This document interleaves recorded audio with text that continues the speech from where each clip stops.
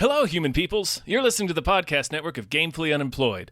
To support us and gain access to great exclusive podcasts like Fox Mulder is a Maniac, Tom and Jeff Watch Batman, Star Trek The Next Futurama, and our latest show, Spiel Boys, head over to patreon.com/gamefullyunemployed. We do game streaming, movie nights with our patrons every Friday night, and you can even commission your own podcast about anything you want. Literally anything, within reason, and we have to do it.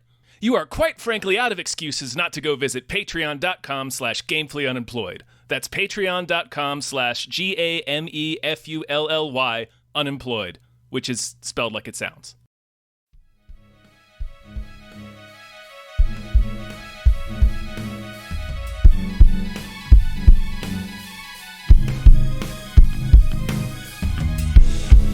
Hypecast mit Tom Reimann und David Bell.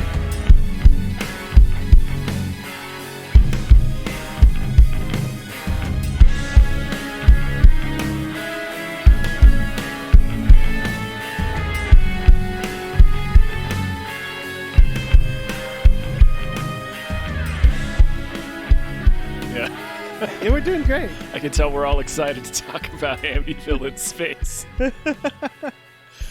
Are we going to talk about that? I guess so. All right. It's on the list. Doc, yeah. The doc, what the doc says, we do. I think we should just put that on tomorrow, Dave. Is it out? I don't know. How could it not be? Yeah, that's true. Why would they bother not having it immediately out after that trailer? Yeah. Like if they don't, then we're just gonna forget about it. Mm-hmm. I'm looking up the release date. Is this the podcast? Are we doing it? I think this is the show. All right. Oh, crap! man. It's only in theaters, guys. Oh, son of a bitch, man! They're doing an IMAX run. Are they doing that surge pricing like AMC's doing with Batman? You have to pay $1.50 extra to see Amityville in space. Honestly, I feel like they could. I feel like they could get away with that. Yeah. They could get a bunch of just ironic ticket purchases. It's companies discovered long ago, ironic dollars spend the same. Yeah, exactly. I can't find a release date. Damn! I can't find a release date. They really want us to... maybe it's part of the curse. Maybe it's already in your DVD collection. Maybe. Let me specifically right. Is there some sort of introduction to the show that we're supposed to be doing? Or I suppose so. Hello, everyone.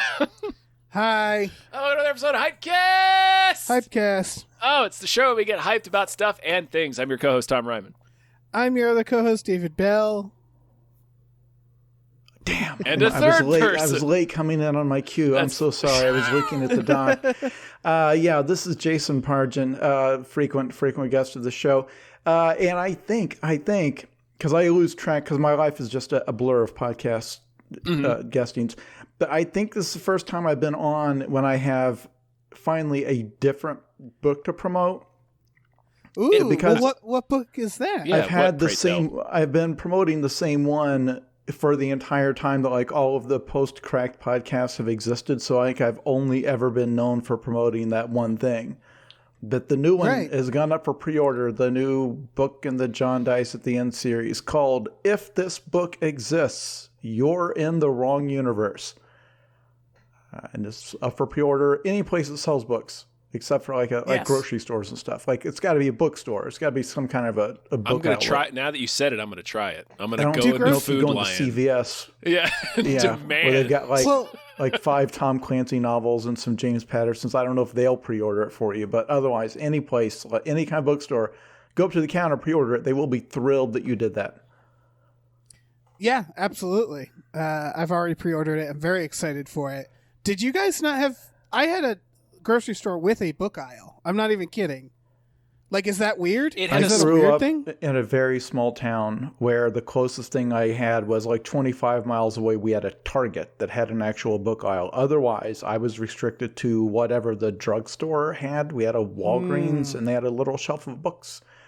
And that was kind of it. So that's why I was a Stephen King fan, because that was the one of 3 authors who's Right.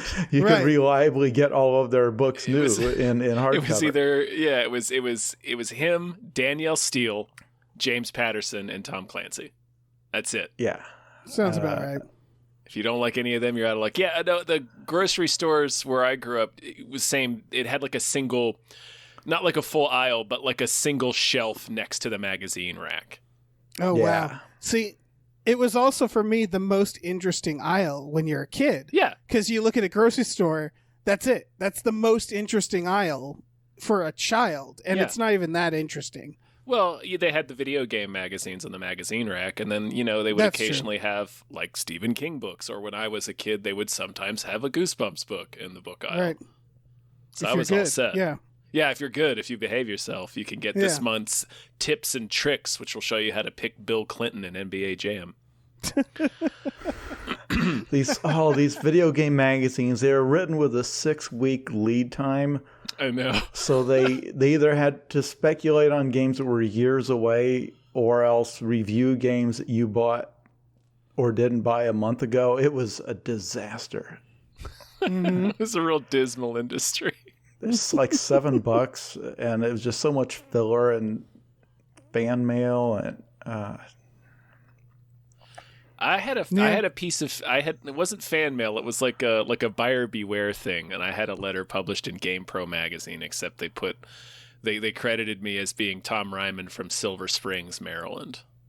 Huh. That is not in fact where the letter was delivered from. What an incredibly odd Maybe error they were to make. protecting my identity in case. Yeah. which Whatever Maybe, your opinion was too hot. Whatever company I was raging at wouldn't come find me and tap my kneecaps. which magazine was it? Game Pro. I either got one either in Game Pro or in EGN or EGM, Electronic Gaming Monthly. It was one of the two. I don't remember which.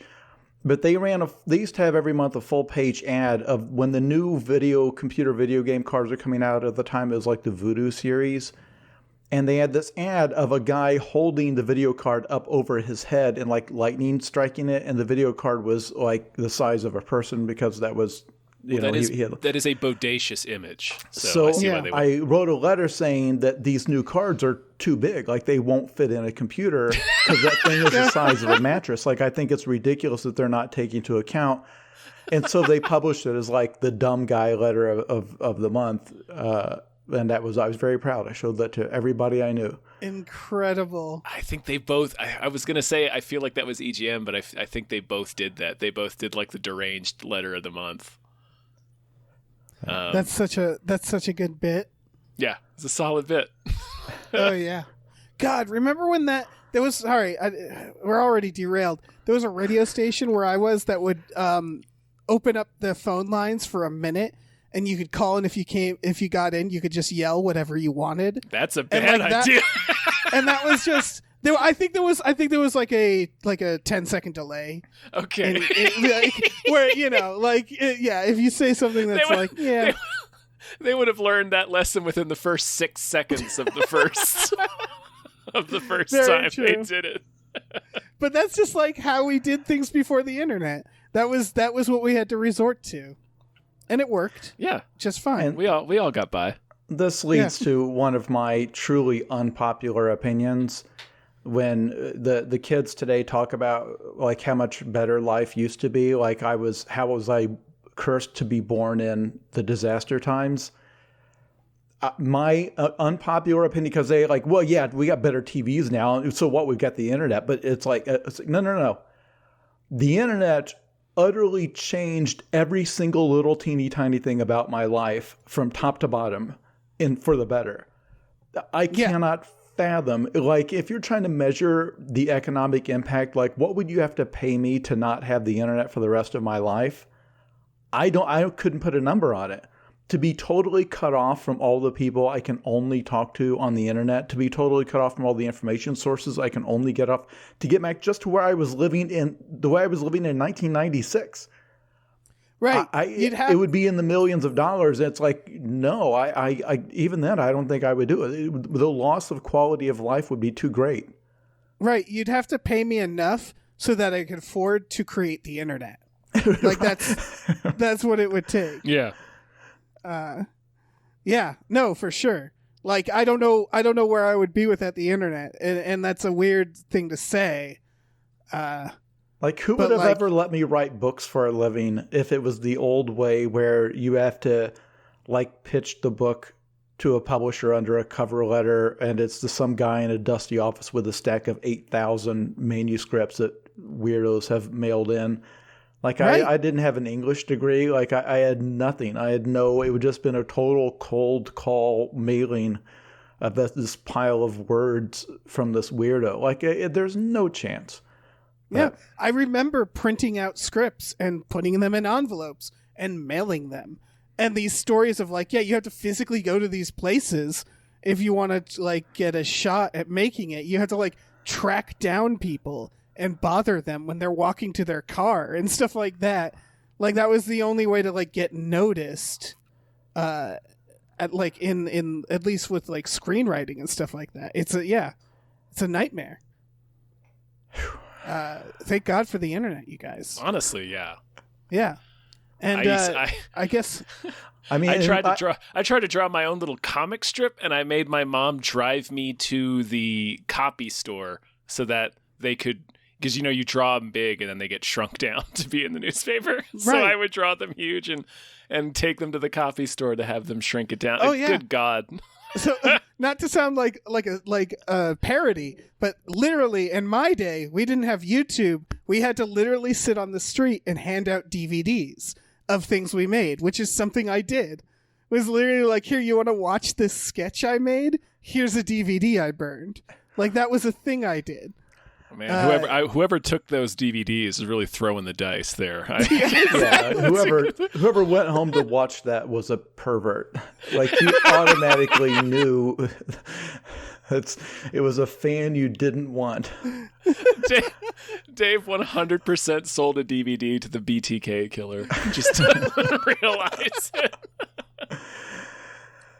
Oh, I hope so. We should probably name some producers.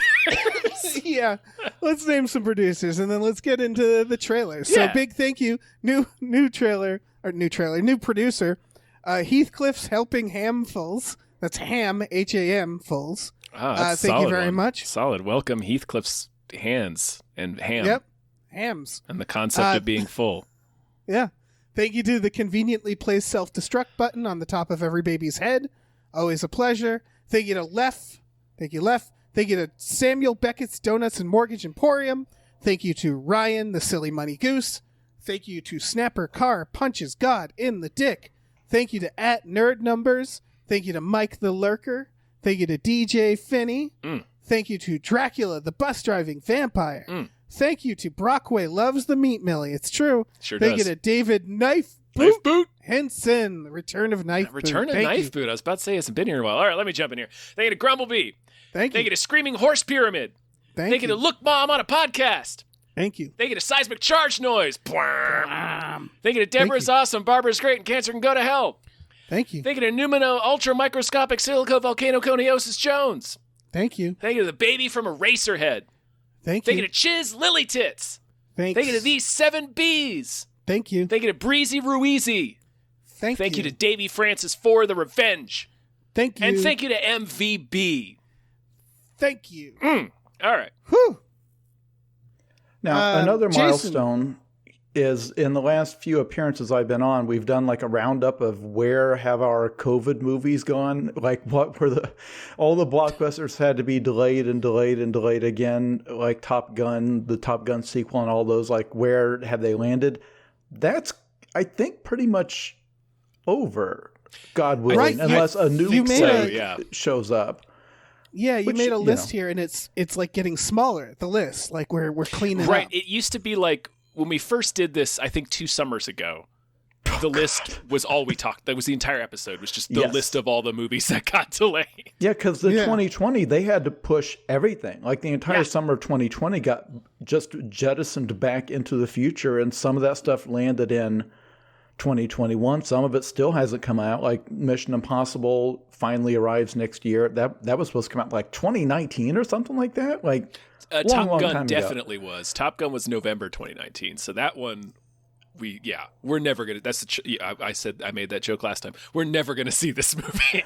But just very, very quickly, the only ones I saw browsing the release schedule in terms of, because they've now got separated like movies that were impacted by COVID. I've only seen Fast and Furious 10 is next May. The Shazam sequel is next June. And in that same month, the Transformers 13. What Transformers movie are we on? I think we're on 6. I think this is 8. 6? Oh my Are you God. kidding me? They made. I'm sorry. There was if you're counting the spin-offs, 3? and if it's not Transformers 10, I will eat my hat. Because you got the right. Bumblebee Listen, movie. There was 3 LaBeouf. There was 3 with LaBeef. There was 3 with Marky Mark. There was Holy Bumblebee. shit. There was the Boomblebee, and now there's this one. There was It's only 3 with 7, Marky honestly. Mark? Yes. No, there's 8. 8. This is 8 because This of is 8. Bumblebee. Bumblebee was 7. And it's So they're canon like- to the story, right? Like that has to count. As far as I know, yeah, Bumblebee was a prequel. So yeah, I think These it are, explains you know- why he's already on Earth for Shia LaBeouf to discover in the original Transformers. It's kind of amazing that Transformers is operating in a world where like Transformers is the new Star Wars, where they're pumping them out and like they must make a lot of money, probably like, you know, internationally. Diminishing But, like, returns, they like are- but yes, like they were all billion-dollar movies. Like the last couple, Right. definitely were. It's just kind of wild that they can still exist. They play They very never felt well popular. overseas. I think they Yeah. play. I think the whole aesthetic of them, there's just in China, other countries, I think that it plays better than it does here. Yeah, like I think 3, 4, and 5. Like I think the middle chunk all broke $1 billion, and then like the King Arthur one, like it still made, you know, like over $500 million, but it wasn't enough to like justify doing more, which is why they rebooted it with Bumblebee and why we're getting this new one. Anyway, and speaking of kind of sad franchises, Indiana Jones 5. Yeah, it's done. They Finally, filmed it. they wrapped filming. Harrison Ford survived filming. I know. So hope no it matter wasn't- what happens, no matter how many times he pancakes a plane on the Santa Monica golf course. I mean, it could be a San Diego golf course That's too. true. For all we know. Like Harrison Ford could be the next like Amelia Earhart, right? Like we could just lose him. It was going to be And anyone. that would be yeah, it. it's going to Yeah. be him. And then Mission Impossible 7 finally lands next year. And then I think they've got Mission Impossible 8 and probably 9 by now filmed and ready to go. They might as well just pop it up as a double feature. As Tom Cruise just continued to film movies throughout the pandemic, whether they were being released or not. It's like, well, I'm filming the movie. I don't care what you're doing. Yeah, I'm going he's to keep just making baking them. them. Yeah. It's so And then weird. It's just through sheer force of Scientological will, just making these movies. And this, now remind me what Star Wars Rogue Squadron is. That's been... I think that's the Patty Jenkins one. Who I think she's no longer doing it. I think what happened is, because they had that like preview where she was like gets into an X-wing or something. And last time I heard, I think they're not doing it, or it's just been like indefinitely delayed. It seems like something's up at Lucasfilm. Like I think because, you know, remember when they were like, we're going to do a movie a year, and then they put out, you know, the movies, and people were like, this sucks. And they seem to be aware of that, or maybe the numbers reflected it, because they do seem to be in some sort of crisis. They pivoted to video.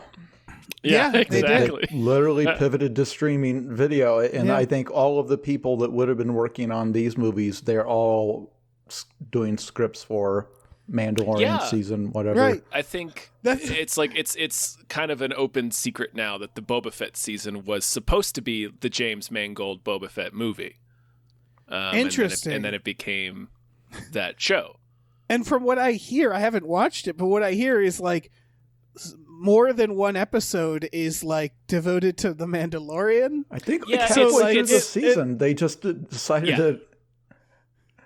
It's very funny to me. Like I want it just to keep expanding like that. Well, where they're like, so the next Marvel film is just going to be a Mandalorian film too. Like Disney just starts like flooding everything it's with all that. Mandalorian. Yeah, Yeah, they just 'cause start that just, inserting like, him really into all worked for them. their live action remakes. Yeah. Like they do the Fox Robin Hood and fucking the Mandalorian is just in there as Oh, I'd Little watch John that. or something. Yeah, I'd watch the shit out of that. And then finally, I noticed that the opposite of the delay stuff, that they're claiming Avatar 2 is still Christmas this year. Like this year, we're allegedly going to be seeing a sequel to Avatar. That's really exciting. Yeah, that might be true. Because, I don't know, James Cameron, he's probably in some dark room right now cutting it. Because didn't they finish shooting it? Yeah. Yeah. So, like, it does seem plausible that it'll come out by Christmas. Maybe by the summer we'll get some trailers, but like it does feel like how could that possibly happen? Yeah. I don't know. I mean, I'll believe it when I see it, but like, yeah, apparently it's been filmed. They've been working on post-production for at least the past year and change in Australia. Right. So yeah, I think it might actually happen. I don't know. It feels like the millennium where we talked about it for Right. so long, like Y2K and stuff, and then you're like, "Wow, it's actually here. It's happening." No, it feels like that friend who claims he has a girlfriend, but he never lets you meet her. And then after like 6 months, you're just humoring him. It's like, okay. And then Right. finally it's like, no. Next Thursday, she's going to come to dinner at our house. You're like, really? No. Okay. You don't Right, have to. and You don't have to do this. You don't have to hire somebody to. It's like, no, she'll be here. She wants to come. She wants to finally meet you guys. Like, oh, Yeah. And then you and the rest of the little rascals crowd around the dining room window to peek inside and see if she's real. I really like a version where Avatar 2 comes out, but like no one can claim to have seen it. Like they just are like, yeah, it's out. It happened. And everybody's like, okay, but I mean, I called the theater. I went there. I couldn't find it. And they're like, no, it's out. I'm telling you. It's And just the that's just how most they deal with it. elaborate gaslighting campaign that's ever been. well, Yeah. they like pulled released that one preview still image, and it was like a Na'vi poking their head out of water, and it's just like this badly photoshopped. It looked like something I made. It's like, okay, you've not shot anything. This is like Yeah. George R.R. Martin claiming he's almost done with Winds of Winter. It's like, you've not written Right. anything. Just say it. Just admit you've not been working on it. Yeah, you've written nothing but like the 3 sample chapters that are on your website, sir. Right. Which we were know cut what's from happening. previous books. All right. Well, we'll see. Yeah. Well, yeah, we'll have to revisit this list the next time you're on and see if anything's changed. Yeah. See how much closer we are to Avatar 2. That's all it's been, really. That's all the Hypecast has been, is a countdown to Avatar 2. Oh, well, okay, let's get into trailers. Our first trailer is for a movie that just came out of nowhere. Bullet Train. This is from someone who's directed things. It's from Tim Miller, I think. Is it Oh, not? yeah. The Deadpool. It's Yeah. from the Deadpool. Pretty sure. You know, I'm almost certain it is. Because I think they say in the trailer.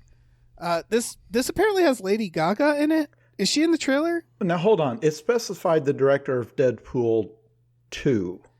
Oh, that might be... 2, yeah, it's David... David Leitch? Leitch, I think. Leitch? Yeah, he did. He's he one did of the Atomic John Wick Blonde. guys. He did Hobbs and Shaw. If that helps for anybody.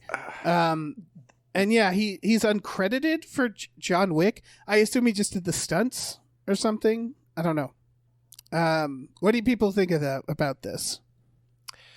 People who follow me on Twitter know that I hated this trailer. This is a Brad Pitt blockbuster action movie coming out this summer. Like it's coming out in June or something like that, May. Right amongst all the big budget stuff. I think this looks terrible. The fight choreography, everything about how it looks, the way the colors look. This trailer offended me, and maybe it's just I'm just in a mood. Like it's extremely lighthearted. It feels like the kind of thing you shouldn't get mad at. Mm-hmm. Like I thought that little fight scene they had in the booth on the train, I thought it looked awful. I don't know. It reminded me of Jackie Chan, to be honest. I guess the question I have is like, I don't know. Brad Pitt, like he didn't train for martial arts or anything. So that's going to be all like, what, CGI and stunt people, right? Like, well, I don't know that this is necessarily going to be much of a martial arts film. I don't know what it's going to be. Okay, so sorry, I have to. So the trailer's really holding out. Sandra Bullock's in this. Michael Shannon's in this. He's like in the trailer for a split Is second. he? Yeah. Oh, okay. Like holding a samurai sword. Jesus Christ. Yeah. Well, that makes a powerful argument in the pro columm. Yeah, this is not just a weird little movie. It's a big movie, major release Yeah. that I've never heard of. It really rubbed me the wrong way. Because the thing is with like doing like a Jackie Chan style fight slapstick stunt work. So it's incredibly difficult to do correctly. Yeah. Right. In fact, I believe the number of people who could do it is one. It's Jackie Chan. And did it by repeating the same stunts hundreds of times. Have you ever watched behind the scenes stuff, like his actual movies from his home country, not like the what's the one he did with Chris Tucker? Rush Hour. Rush Hour. Yeah, not necessarily the same thing there, but here it's weird because they do like he has a gun under the table, Brad Pitt does, and the other guy grabs his hand and pulls his hand forward, and that causes Brad Pitt's head to slam on the table for some reason. And then the other guy has his hand typing on a laptop, and Brad Pitt reaches over and slams the laptop closed on his hand, and the guy starts screaming and his hand is trapped, even though it's just in a lap, he just pressed a laptop closed on it. It's one of those things where like none of the beats, like the physics of them don't work, even in like the cartoon logic of a Jackie Chan style wacky fight scene. They're still like, if you want to see that done well, look at the fight scene at the end of Once Upon a Time in Hollywood, where it's Brad Pitt taking on the Manson murderers, and he like hits one of them with a can of dog food, and it's all very stupid and everything they're doing is ridiculous, but it also looks like it would hurt a lot. Like the physics of what's happening, it still sells it as a stunt and a real thing that happened. And here it's just so like cutesy, and I don't know. It's almost, I was going to say, it feels like almost twee as an that's actual for movie. Another aspect of that is one of the differences between Jackie Chan would be the massive amounts of cuts they're going to do, right? Like for the same reason as you're pointing out, like they just don't have the time they have to do lots of cuts to mask the action and being able to do multiple, or not to have to sit and do one shot for a whole day. But I was going to say the other part is the colors.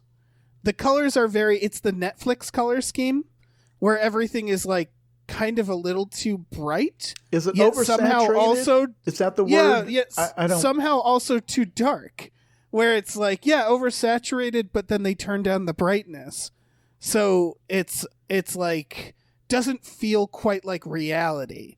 They've just like really treated it in post. It feels like it's the curse of digital photography, where it's so easy to do the color correction, where it's just I guess they've just got it up on a monitor, and they can just with some clicks of their mouse they can make it that color. Sometimes they go way overboard with it. Yeah, if you look at any one still from the trailer, which is what I'm doing, it feels like I look at it and I feel like I want to color correct it, where I'm like there's this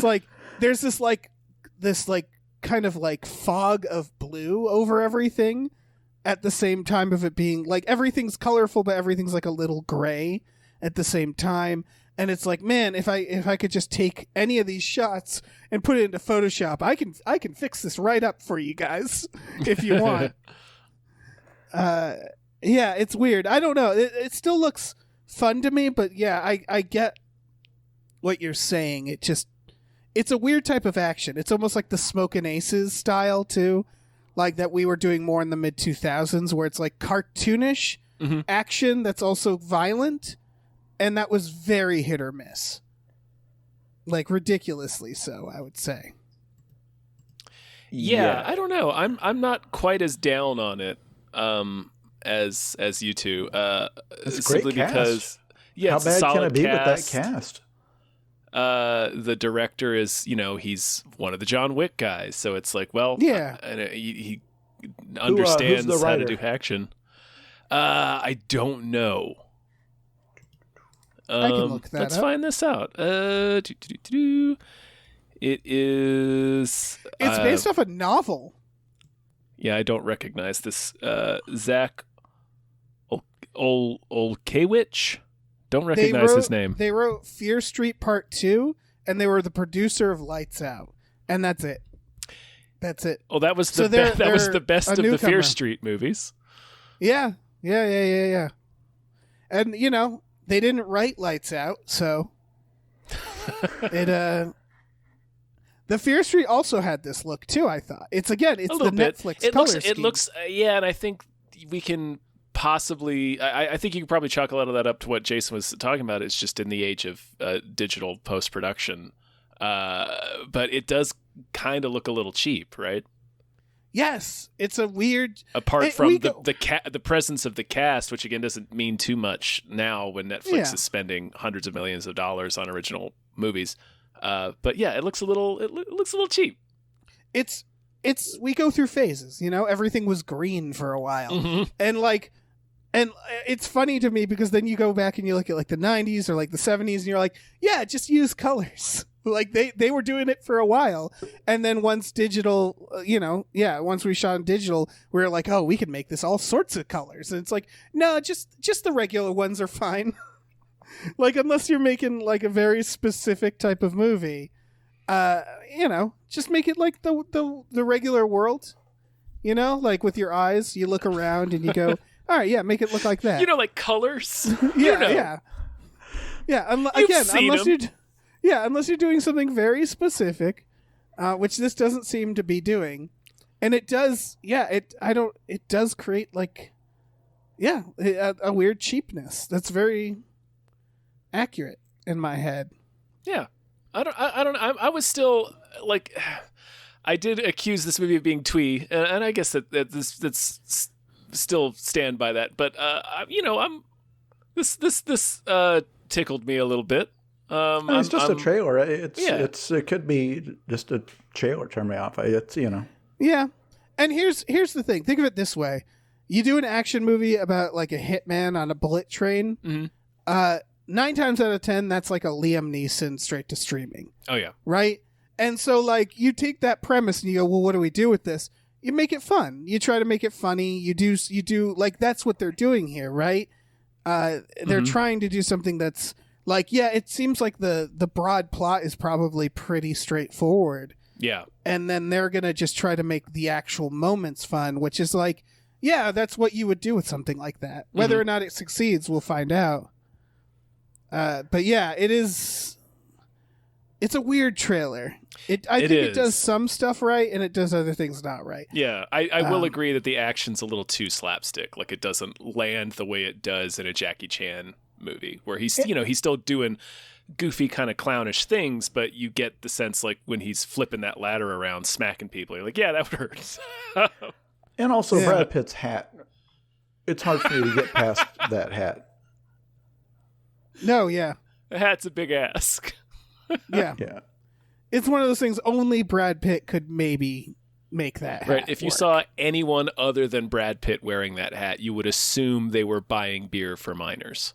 Yes.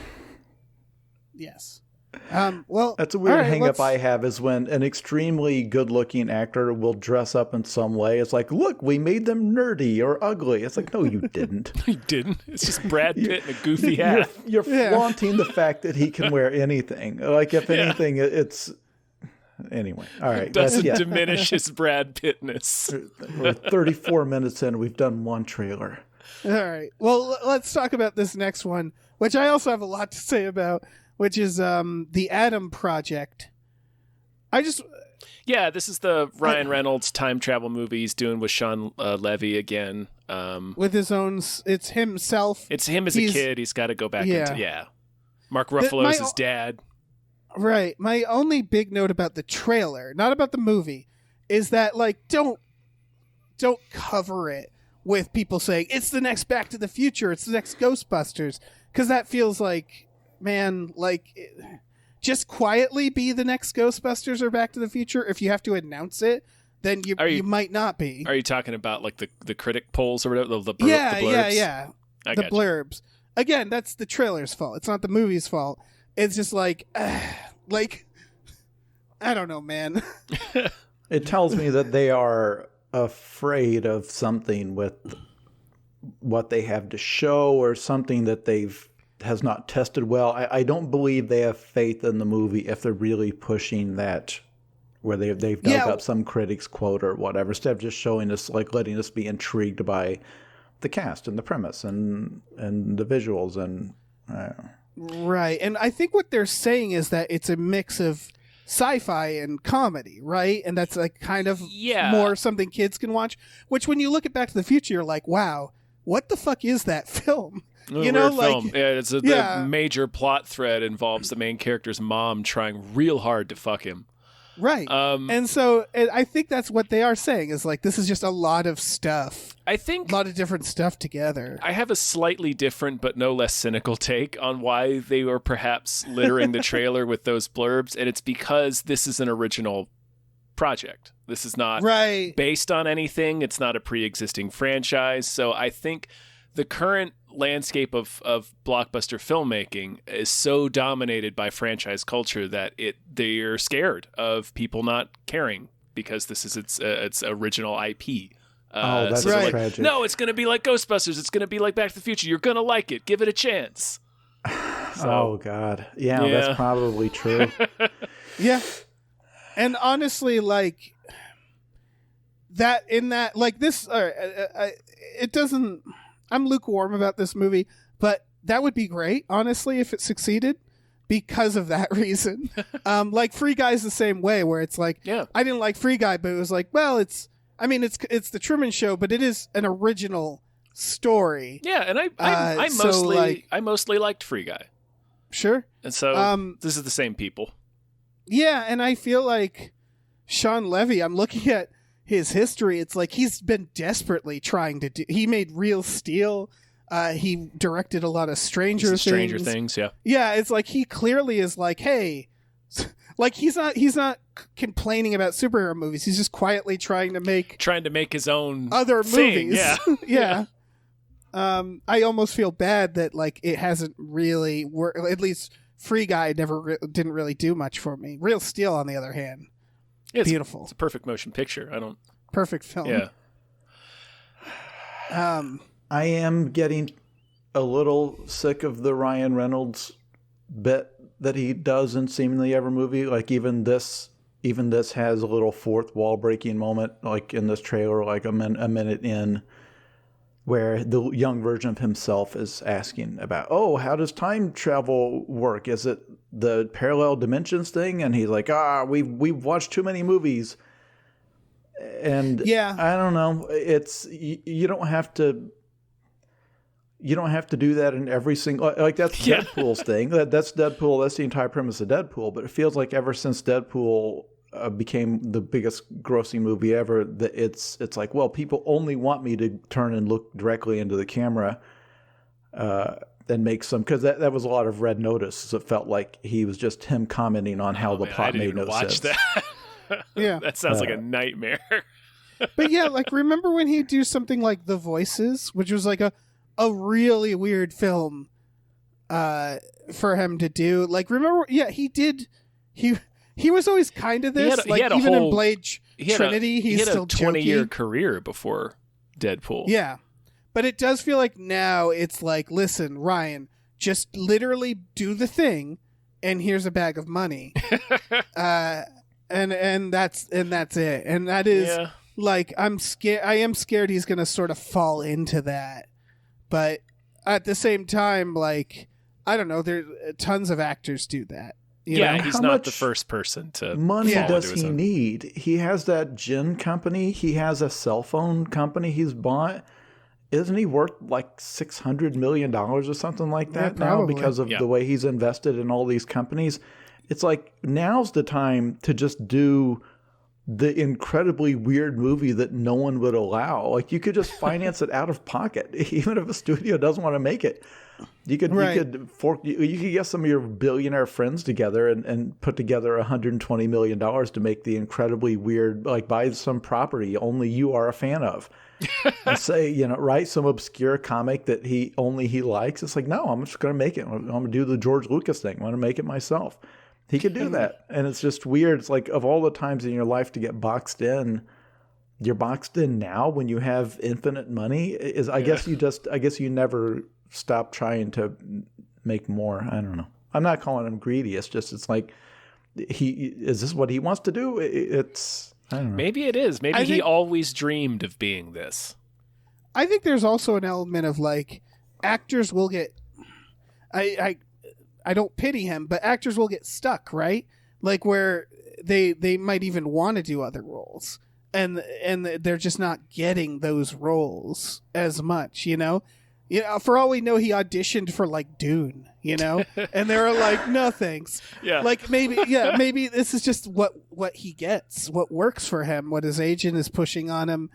I have no idea, but it does feel like it's starting to feel like he has, like, maybe a personal writer. And then it feels like that writer is kind of phoning it in a little bit of just, like, kind of writing all the same. I think his personal writer is him. Like, I think that's true. He's getting into these projects where they'll just tee him up. They'll be like, okay, and then this is what's going to happen, and then you're just going to do your thing. It's like, all right. Yeah, just say something funny here. Yeah. And if he's tired that day, he's just going to do, like, a pretty half-assed joke, like. Yeah. And then they're going to call it a day. I don't know. Yeah. And he just doesn't seem to necessarily have the interest in doing, like, the weird indie movie in between big projects. Or maybe he is doing them and I just don't come across them. I don't know. Maybe he does theater. Yeah, I mean, yeah. I'm looking really at his filmography. I do really want to see whatever his, like Jason mentioned a second ago, what if he just did the George Lucas thing? Really want to see his Howard the Duck, whatever that is. Ooh, yeah. The, like, weird... Why not? Pet project he's been holding on to in his heart for the past 25 years. Okay, so his next project is called Spirited, and it is a musical version of A Christmas Carol where he plays Scrooge. So right. I actually don't think this is going to be indie because Will Ferrell is also in it. I think it's just another weird ass thing that sure. I mean, I don't even know. I have no idea what that could be. And then, of course, he's doing Dragon's Lair, Deadpool 3. Right, Dragon's Lair. That's a fascinating film. Clue. Oh, and Clue. Okay. I mean, sure. Like, that's... I can see him working in Clue. Yeah. I can also see that being a disaster. It's really, like, gonna need more information. But yeah, I don't know. I want this to work. It's just, like, there's certain things, like the fact that they have that, like, that specific song in the trailer feels like something that just happens now, right? Like, it felt song? like they did that in Free Guy too. I forget what song. Oh, I think it's Boston, right? It's Yeah.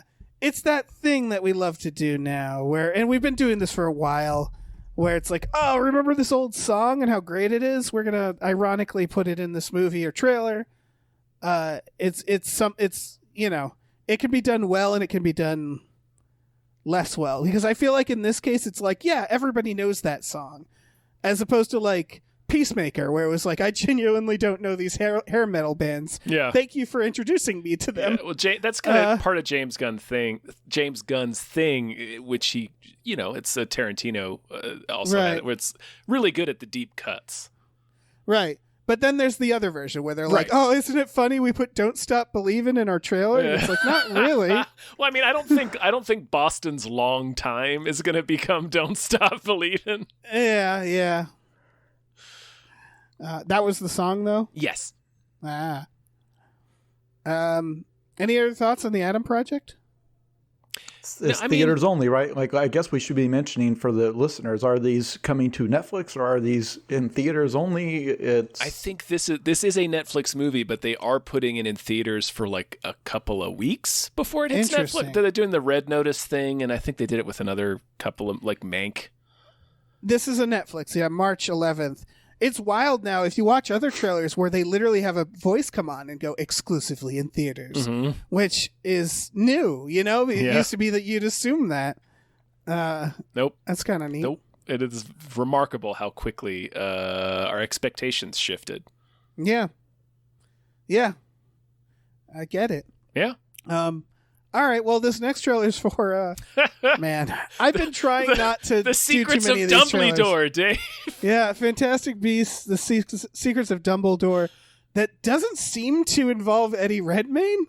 Like, did they... I mean, did he's they barely do in the last movie. Yeah, was it something where, like, was there an audience, a screening, where they learned, like, everybody hates his character, and now they're just, like...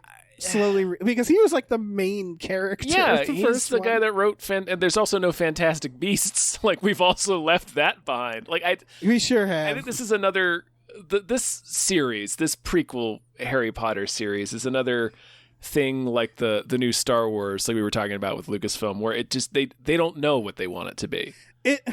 All right, Jason, as you pointed out, it's not doing bad, but this trailer and this series kind of just like it reeks of desperation a little bit, where they're like, okay, so how to make this work? Set it at Hogwarts, cut out the main character, and have like hot Dumbledore as the main person, and that's what they're doing. And it's so weird to me. Like, it looks like it's just a Harry Potter movie at this point. Yeah, that's what they want. Yeah. Yeah. The last one, because I thought the second one was such a bomb that they were going to scrap this, because the series is supposed to be like 7 movies. Like, that was the contract I think they signed with J.K. Rowling was for 7. Yeah. Or that's going off my vague memory, but I remember it was correct, an absurd number, because they basically wanted a new Harry Potter series, and that was or it might be 5. It's 5 or 7, but it's a lot. It's a lot. But then I looked it up and it made $654 million. Now, they would prefer that number be one more digit. Like, they would prefer that it be one point They want something. twice that, yeah. Yeah, 1.2 billion or whatever, but that's still 50% more than, say, Mad Max Fury Road made worldwide. So $654 million, still a lot of money. If we ever get to the day when that's not a lot of money, that something strange has happened to the currency. Here's a question though: how much did it cost to make that movie? Half that. Probably a whole bunch. But it's still like it still finished in front of, like, worldwide in front of movies that you remember as being hits. I think it was like worldwide is like number 10 overall, and some of those top 10 are like movies that came out just in China. So anyway, point being, it's still a franchise that prints money, and so they're just. I'm a little surprised that they didn't rebrand it or something. Like, I would call it Potter World or Pottermore or History of Hogwarts or something that just makes it a more broad. The way some people point out, those of you who watched the Boba Fett series we mentioned earlier on Disney Plus, like, they clearly just wanted Star Wars Adventures show. Yeah. Like a show just called Star Wars Adventures, where they could just bounce around and... Yeah, they could have literally called it Tales of the Bounty Hunters. Like, it almost feels like they were a little late. Like, I feel like the first one came out before they realized, like, oh, we could have just done a streaming show. And then... You mean this one, The Fantastic Beasts? The first one, yeah, the first, and Where to Find Them. Okay. Like, we weren't doing... I'm sorry, I was just clarifying we weren't still talking about Star Wars. Oh, no, we weren't doing, like, The Mandalorian yet, right? Right. Like, it didn't quite occur to them. Like, HBO Max wasn't really a thing. And, like, if they were starting Harry Potter now, I feel like they would dump all their money to doing, like, oh, let's do, like, a Harry Potter series where it all just takes place at the school. And this would be HBO Max if they did it, right? That's who owns this Warner? Yeah. Yeah. I would not be shocked if there's not something in the lab where they're going to say, look, in the long run, we can make more. Because this is all about merchandising. I think the merchandising probably dwarfs. Because even if people are going back and buying Funko toys of Hermione, even though she's not in this series yet, right? It still drives Harry Potter merchandise. Like, it keeps the brand alive. So, like, even though I doubt many people are buying toys of whatever the main Eddie Redmayne. Newt Scamander, Jason. Yeah, it's keeping that, like, it drives sales of the original books, I don't doubt. So they all make a big hunk of cash off this. Yeah. Even if the movie's bombed, I think they would make money. So yeah, in that case, it's like, well, hell, it might as well be streaming. If it's just trying to keep it in mind, you'll release it every week. You get 10 straight weeks of attention and toys. That probably would actually be better, but for sure. Yeah, at this point, it almost feels like I don't know. It's like they still clearly have a fan base, but they definitely haven't like it doesn't feel mainstream anymore. It feels like they have like who's I don't know. Are people taking their kids to this? Are there still people who are finding Harry Potter and like joining this fan base? Or is it just that there was so many people, those 10 years of movies, that it's kind of like, yeah, we put this out. We know this percentage of people are going to go see it no matter what it is. Riding the residual shockwave of that first, right, which is the biggest thing in the whole world. Yeah. Right. Like, it's like Star Wars in like, I don't know, the 90s, or like when the prequels came out. I don't know, where it's like, yeah, we know there's going to be people who will see this. Doesn't matter if it's good or bad. And now it feels like they're just catering to like the fan stuff too. It doesn't seem like it's cares about what the world actually is. Like, and maybe that's never what Harry Potter was. Like, Harry Potter to me just feels like every new Harry Potter, they would just invent a different thing and be like, oh yeah, this is a thing we could do. Yeah. And then they'll just get rid of it like it never existed. And there's like no consistency. And so it was all just sort of built on like world building, no matter how illogical that would be. Just look at the title of this. Like, it's called Fantastic Beasts, The Secrets of Dumbledore. That would imply, seeing that out of context, that the secret of Dumbledore is that he owned a bunch of fantastic beasts. Right. Which is, or that Dumbledore's secrets have been a thing that have been established in the previous films. Right. Yeah, but the way they're having to do this format of Fantastic Beasts, that's the brand, that's the franchise umbrella under which this episode, The Secrets of Dumbledore, is coming out. Otherwise, that title makes no sense. Fantastic Beasts, is this the Fantastic Beasts universe? It's like, well, technically the first movie was called Fantastic Beasts, Where to Find Them. God forbid we just release another movie in the series just called The Secrets of Dumbledore. Nobody will know what's going on if we do that. You have to have like this weird thing so people will find it. I don't know. It's sort of like the Fast and Furious presents Hobbs versus Shaw, because if you don't realize this is a spinoff of Fast and Furious, you're just going to be lost. Yeah, that is really bizarre the more I think about it. Because, man, it's because Fantastic Beasts, it's not like Star Wars A New Hope, this was like Fantastic Beasts would have been it should have been Harry Potter Fantastic Beasts and Where to Find Them or something like that, you know what I mean, where it's like this is under the Harry Potter blanket, and now it's like a subset where it's like it's the Fantastic Beasts movies, even though it has nothing to do with Fantastic Beasts anymore. I just want to see some Fantastic Beasts, man. Just stroll a beast on screen and I'll be like, that looks fantastic. Yeah, it's barely had. Is there a single beast in the trailer? There's a little beast. There's his little tree beast. Oh, sure. And then the phoenix. That's a beast.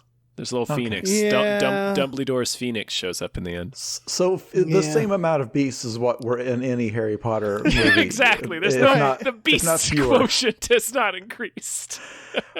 The other thing is, you'll notice that I guess they cast Mads Mikkelsen in the Johnny Depp role, or is this a new role? Oh yeah, no, he is. They just keep swapping that role. Mads, what is his name? I don't know. Can you not Voldemort? It's whatever other Grindelwald. Sure. Yeah, whatever.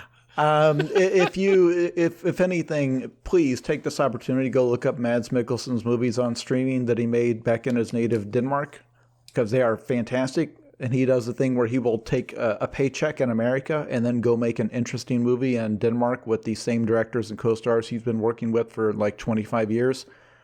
Another Round is the one that won a bunch of Oscars last time we had Academy Awards. Riders of Justice is one of my favorite movies of all time. It's on Amazon Prime.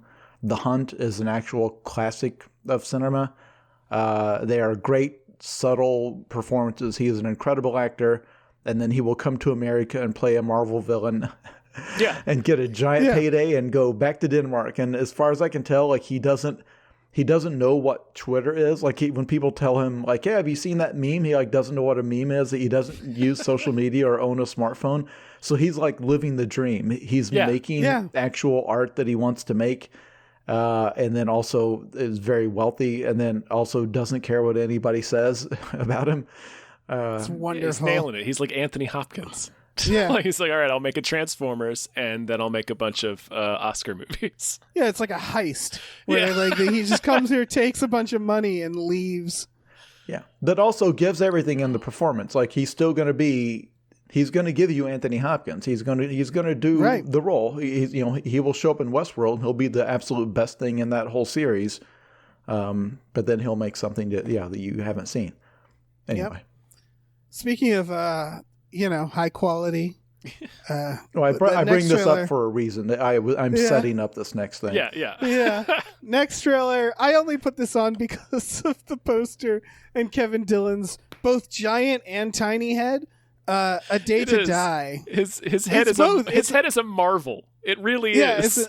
It's one of those photoshops where you look at it and you're like, I can't quite figure out what's wrong with it. I just know something's wrong with it.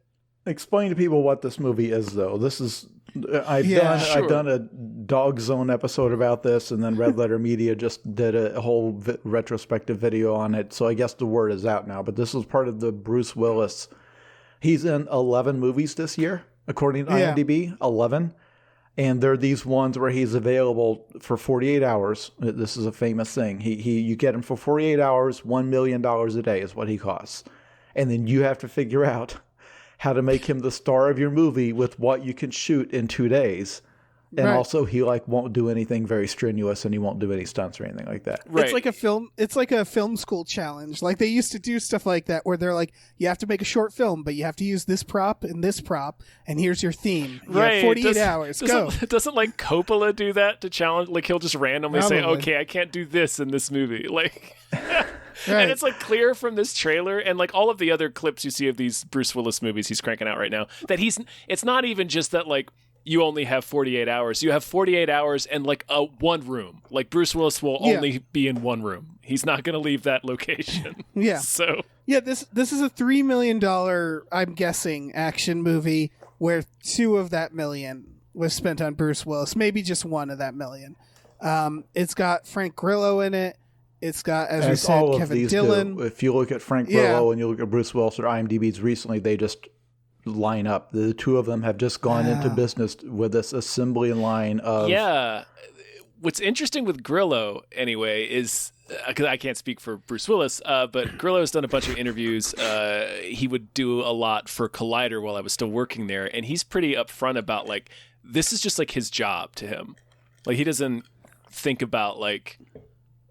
it's like, well, how do you... Like the art side? Right. Like, he's just like, whatever. It's like, I'm punching in and punching out. Like, this, I'm in movies, so yeah, these are movies. I got paid to be in these movies, so that's fine. Like, I've budgeted, and I've figured out how much I need to make a year. And these movies, if I make, 6 of these a year, then I can, pay for my kids to go to school. Yeah, then I get a house. Yeah.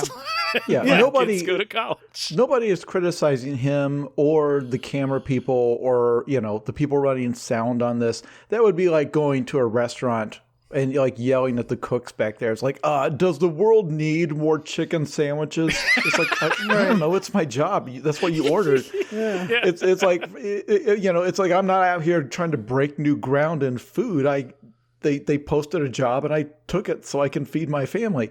Bruce Willis, on the other hand, the whole reason everybody talks about this is that you would assume he's incredibly wealthy because by the end of his superstar career, he was taking these absurd deals where he's getting a cut of the profit. It's not just a flat amount of money. He's getting a cut of everything you make.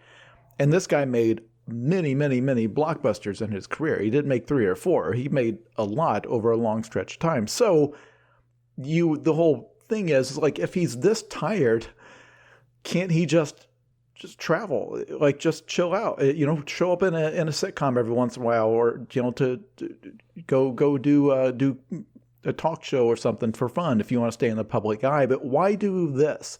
These are the actions of a man who has like gambling debts to the mob. Right. That he has to desperately pay off, because it seems like it would be such, for an actor used to like his lifestyle, his stature, he's been nominated for awards in the past. It seems like it would feel degrading to fly out to wherever in Canada or in Georgia, Bulgaria, wherever they could. It's usually Eastern Europe, I think. Yeah, wherever they've got the cheapest shooting, tax breaks shooting locations, and then you're there for 2 days. You're making more money than everyone else on that set combined, and you're like looking them in the eye. He has an earpiece in all these where he's fed his lines. So when he's saying his, like, you can see it, the earpiece is visible. So when he's saying his lines, there's these pauses in between lines where the producer just read his line because he doesn't look at the script or memorize. Like, that's part of the deal. I'm not going to read a script in advance or memorize lines. You will tell me the lines, I will say them, then I will go home with 2/3 of your budget. So that's the thing. Is like, we see why Steven Seagal does it. Like, what else is he going to do with his life? Yeah. It's this or a life of crime. It's like, if anything, this keeps Steven Seagal out of trouble. But Bruce Willis, the whole thing is like, well, why does he have to do this? And I don't doubt he makes, well, do the math. He's cranked out 11 of these in a year. If he's making $2 million a pop, that's the kind of money you don't sneeze at. But I don't know. Does he have hospital bills? I mean, it could also just be the same as Ryan Reynolds, where it's like, this is just a situation that they got in where it's like they're comfortable with it. Like, I also think people have trouble retiring a lot, right? Yeah. And so it could be a lot of personal things, I would say. But like, it could come down to like, you just someone who doesn't want to retire, who just keeps. It just gets him out of the house. It's just, I don't know. He just doesn't want to be home. Yeah. Otherwise, he's just going to be cutting his grass. This particular film is Kevin Dillon and his enormous head get attacked, and yet so small and so tiny. He's like Littleface. He looks like an illustration of like an Encyclopedia Brown bully. Anyway, his family gets abducted, so he has to turn to his former, I guess, cop friends, and like Bruce Willis is their captain. And they have to organize a desperate, like, last-minute rescue, and they only have 12 hours to do it, hence the title, A Day to Die. The bad guy, if you noticed, is Leon from Cool Runnings. He's Derice Bannister, the main character. Why would I notice that? I don't know. He's also the guy that, like, karate kicks the shit out of Stallone until he gorilla presses him into a stalactite in Cliffhanger. Amazing. Well, good for him, I guess. Yeah, I have not seen Leon in a movie since Cliffhanger, I think. Well, he's been in movie. I just looked him up. And he looks the same. Yeah. Good for Leon. Good for Leon. Yeah, he's been just doing little stuff. I'm looking at his IMDb, and I haven't heard of half of the things he's in. Or scratch that. I haven't heard of all the things he's in, except for Cool Runnings, and I guess Cliffhanger. I don't know. Good for him. Yeah. This is one more people where it's like, it's a job, I guess. Sure. I don't know, man. Yeah, so everybody check out and go see A Day to Die, I guess. Yeah. On a similar subject. You might be saving Bruce Willis's feet from getting sawed off by gangsters? We really don't know the situation, but it has to be serious. Yeah. It must be severe. I mean, look at this poster. Yeah. And again, also go see Seagal films, if only so he doesn't rob you on the street in an alleyway. The Steven Seagal films are much, much sadder. The Bruce Willis films are not funny bad. They're just extremely boring. And it's like one of those cases where they only had like 40 pages of script. So there's a lot of people just like walking to the location of the next scene. The Steven Seagal thing, like, he clearly has difficulty walking at this point, because he's not in good shape, and I'm sure he's lived a hard lifestyle. So it's a lot of him sitting down, and then they cut to a stuntman that weighs 100 pounds less doing the fighting, as supposed to be him. And it's shot from the back, and then it cuts back to him, his face reacting to the thing his stuntman just did, and it's hard to watch. That sounds brutal. I mean, he's always done that, but it's more noticeable now.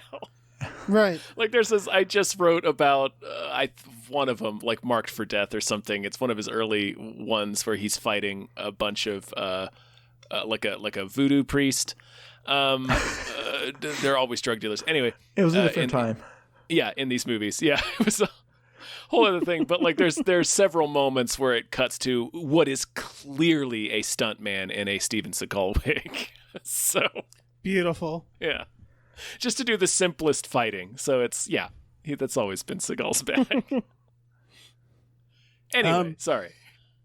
Excuse me. All right, next trailer is for Cliff Beast 6, The Battle for Everest, which is actually a fake trailer for, I guess it's called The Bubble? Yeah, this is the Judd Apatow movie that he made during lockdown that is a spoof of Jurassic World 3.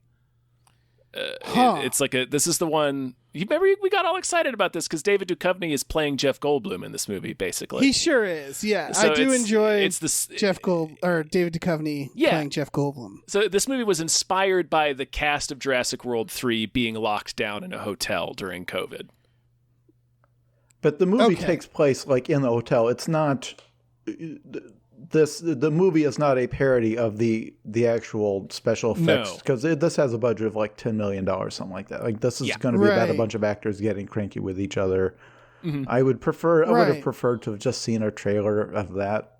Yeah, because the clip they released, there's a couple of clips that they've got on YouTube to promote this that are kind of, it's like fake promotional material for the movie they're making, but it's not. The movie they're making isn't fun or interesting or anything, so it's just, I don't know. I don't get the point. Yeah, they play it straight. What bothers me is that it just doesn't feel like they're parroting the right thing either.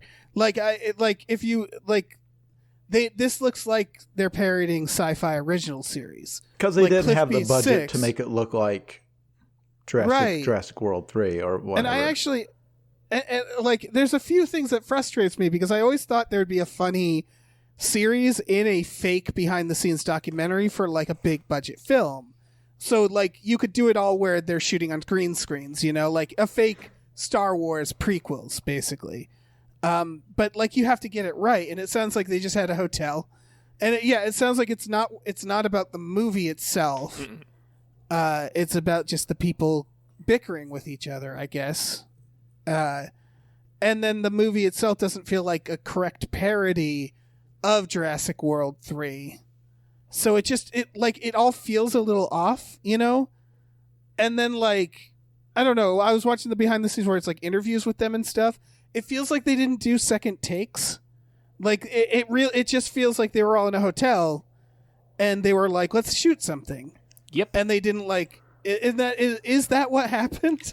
I've got a feeling it was just a goof to keep everybody busy. Like that's the kind of thing you can do if you're Judd Apatow and you got a lot of people or who are not working because their productions got shut down. So we just got some people together, and that's fine. I don't know. Right, and like the sound feels wrong. Like the actual audio in the clips, it's like, oh, they didn't have like a sound person there, or they didn't have the best equipment. And so I don't know. It's almost like I kind of want them to go back and do this again because it's not a bad concept. It's not a bad concept. It's a fun idea, yeah. Yeah, but it just feels like they kind of half-assed it a little bit. Right. I don't know. It also kind of feels like watching this. It's like, well, we got this already. It was Tropic Thunder, and that kind of nailed it. Yeah, I would argue Tropic Thunder, as much as I like it, did the same issue with me with Ben Stiller's movies, his fake movies, where those also didn't feel like real parodies of like mainstream blockbusters. Like it feels, whenever they try to do that, it always feels a little toothless. You know what I mean? Because where those they make are it movies their actual friends have made. Yes, and exactly. They're not going to go hard and like making fun. So they're always vague. Yeah, they're not going to. Yeah, and they're always like too cheesy. They don't actually make any commentary about that in what they do. They just make it look over the top. And this is the same thing to me, where they're like, they like in the 5-minute thing, they keep talking about it like it's this worldwide phenomenon, but like the posters and shots are all designed after like Tremors sequels. It looks like Sharknado. Yeah, and it's like, it doesn't work. The parody isn't working because you're not doing the thing. Yeah. You can't say this actress is world famous and then you show the poster and it's a Sharknado. It's like, well, which is it? So I don't know. They need to like, again, I feel like they should just do it again. Same cast, same crew. That's all good. Yeah, it's a great cast. Yeah, just like write it first.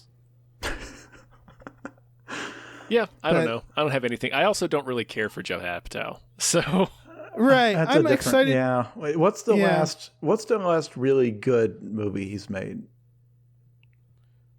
I don't know. The last movie of his I saw, because I sort of dropped off with him, and I'm also not.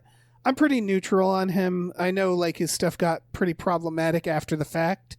Like 40-Year-Old Virgin, I suspect is unwatchable now. It is unwatchable. Yeah. Yeah, I haven't seen it since. I think I saw This Is 40, but I don't quite remember it. I think the last movie that I genuinely watched. This Is 40 is real bad. Yeah, the last movie that I actually remember is Funny People, and Funny People was fine. But then This Is 40, I remember sort of zoning out for, and then I didn't see Trainwreck. Or the other one. He did The King of Staten Island. Yeah, I forgot he did Trainwreck, which I didn't see, and I haven't seen The King of Staten Island either. So, yeah. Yeah, I guess he's off our radar because you named a bunch of movies I'd never heard of. So he's doing some documentaries now. He did a Carrie Shandling documentary, which sure. Yeah. He's also doing a George Carlin documentary next. I don't know what that means. I think he's also kind of just producing a lot, right? It's what his primary role. For most of his career has been producing, like Freaks and Geeks and,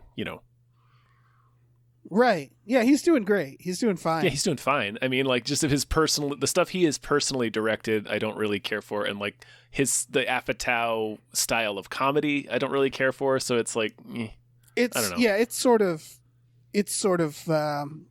come and gone, I would say. Yeah, I think so.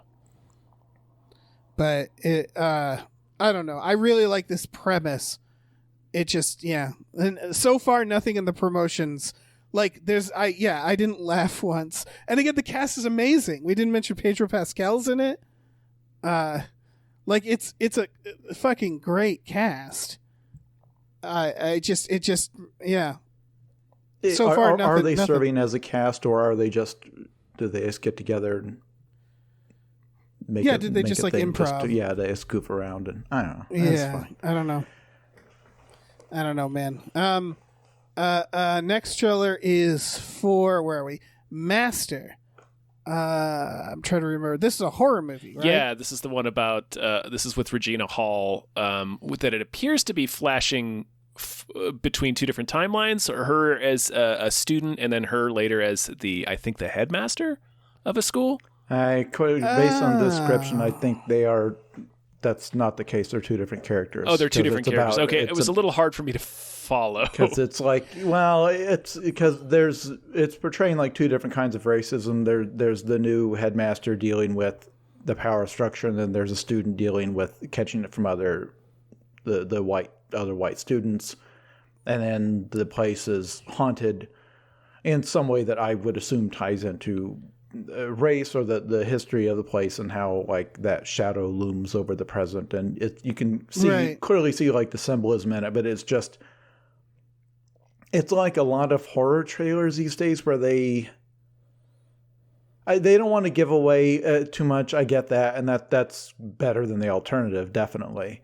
That it puts them in a place where they kind of have to juice the editing of the trailer to like manufacture scares. Like they'll add soundtrack and stuff to kind of create atmosphere, because it's hard to convey in a trailer, especially if the movie you're trying to promote is like a slow build psychological horror type thing.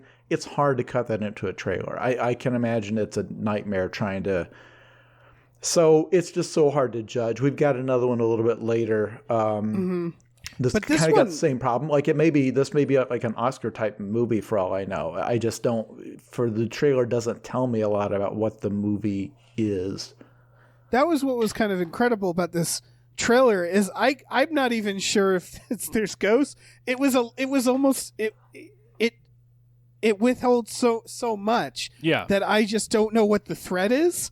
The trailer is essentially a woman walking around being scared of her shadow, sort of like in an admittedly creepy ass campus. In a creepy way. Yeah, but it's not a criticism. It reminds, no, not at all. It just reminds me of a parody I always wanted to do, where you release a 2-hour-long horror movie full of fake out scares and nothing ever actually happens. Perfect idea.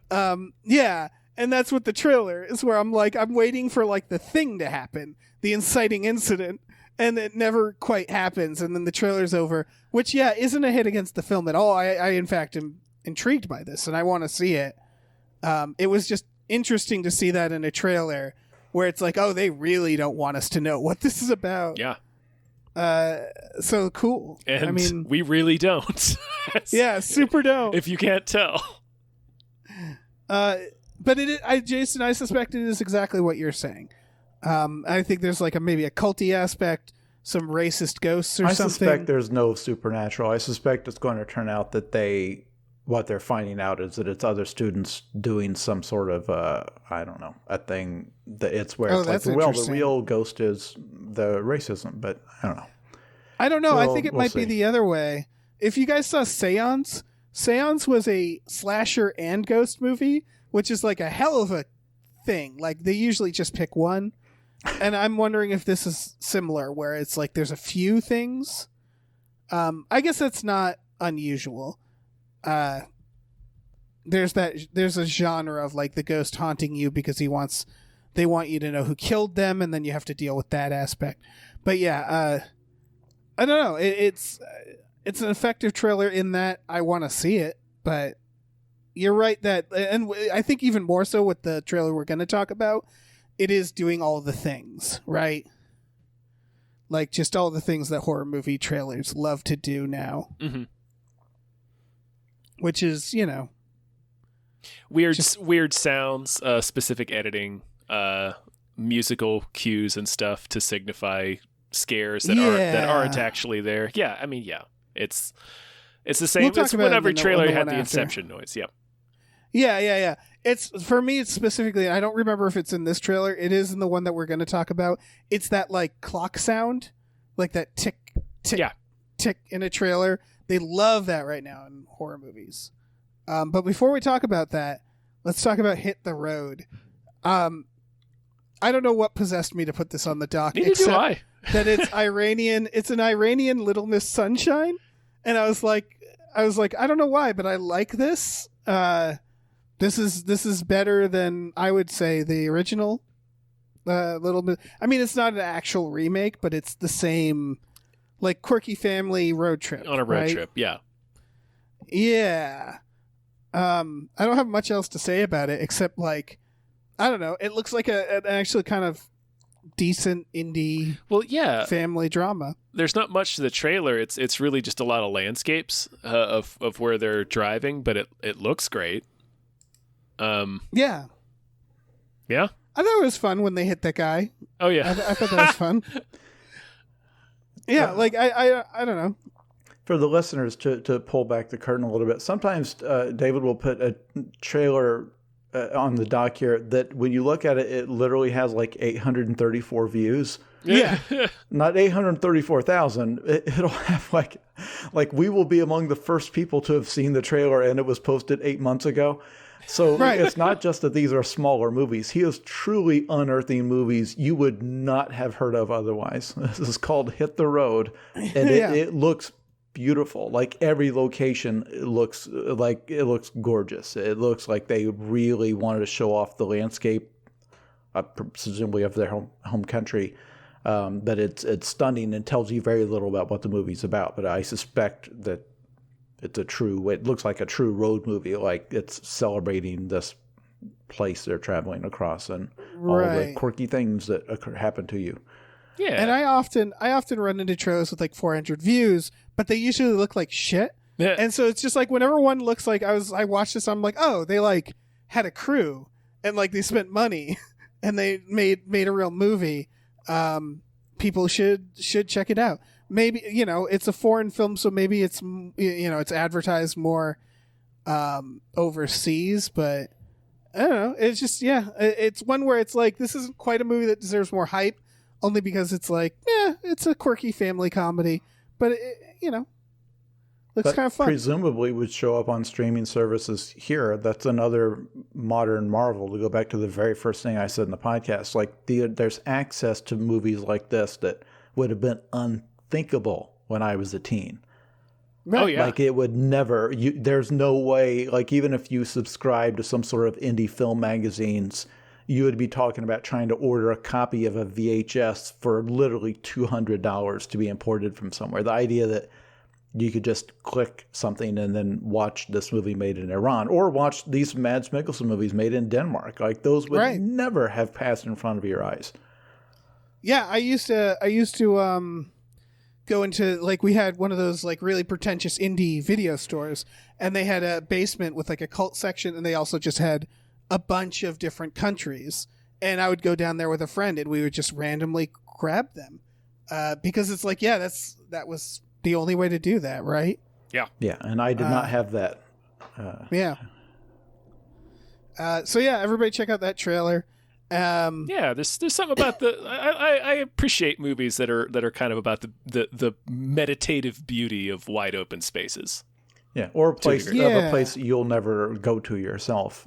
Like, that's one of the things about all of the South Korean movies, is you just see South Korea and it's like, oh, this is stunning to look at. Like, just one of the coolest ones I've seen like that was a movie called this is like the subtitle, I can't pronounce the actual, but it's The Fast Runner.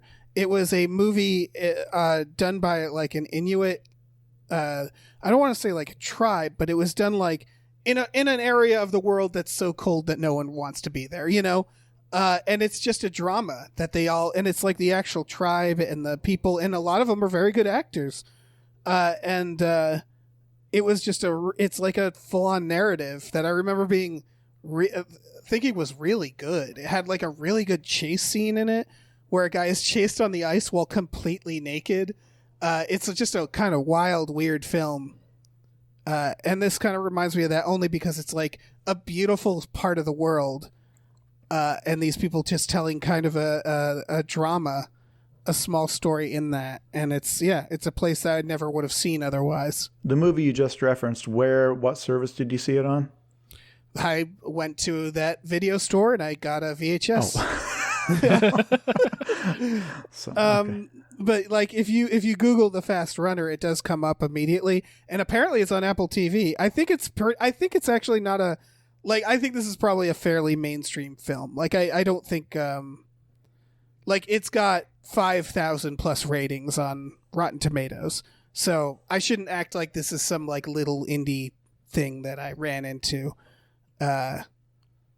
It might have even gotten like buzz when it first came out, for all I know.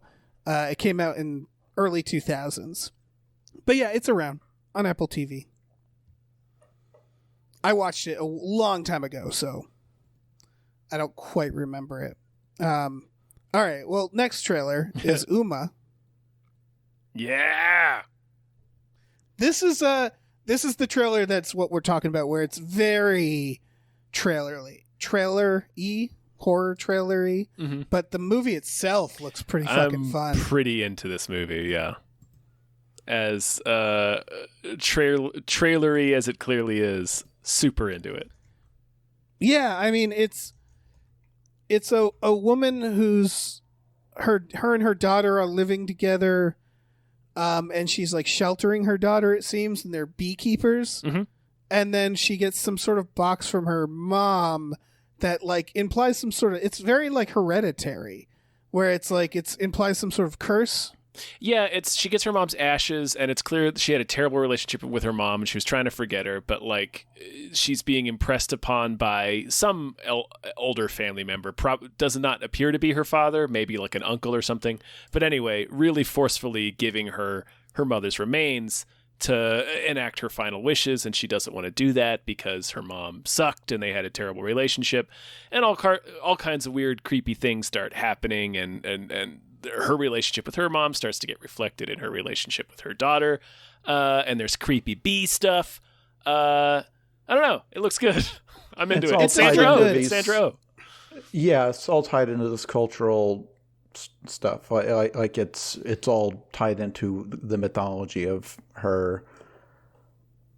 She's of the Korean descent. I assume that's what she's playing, but that's what makes it's a much richer story than just, oh, we found a weird artifact in a junkyard. Like it has to do with all the stuff about ancestor worship and the emotional weight of it and all of that. Right. Because she's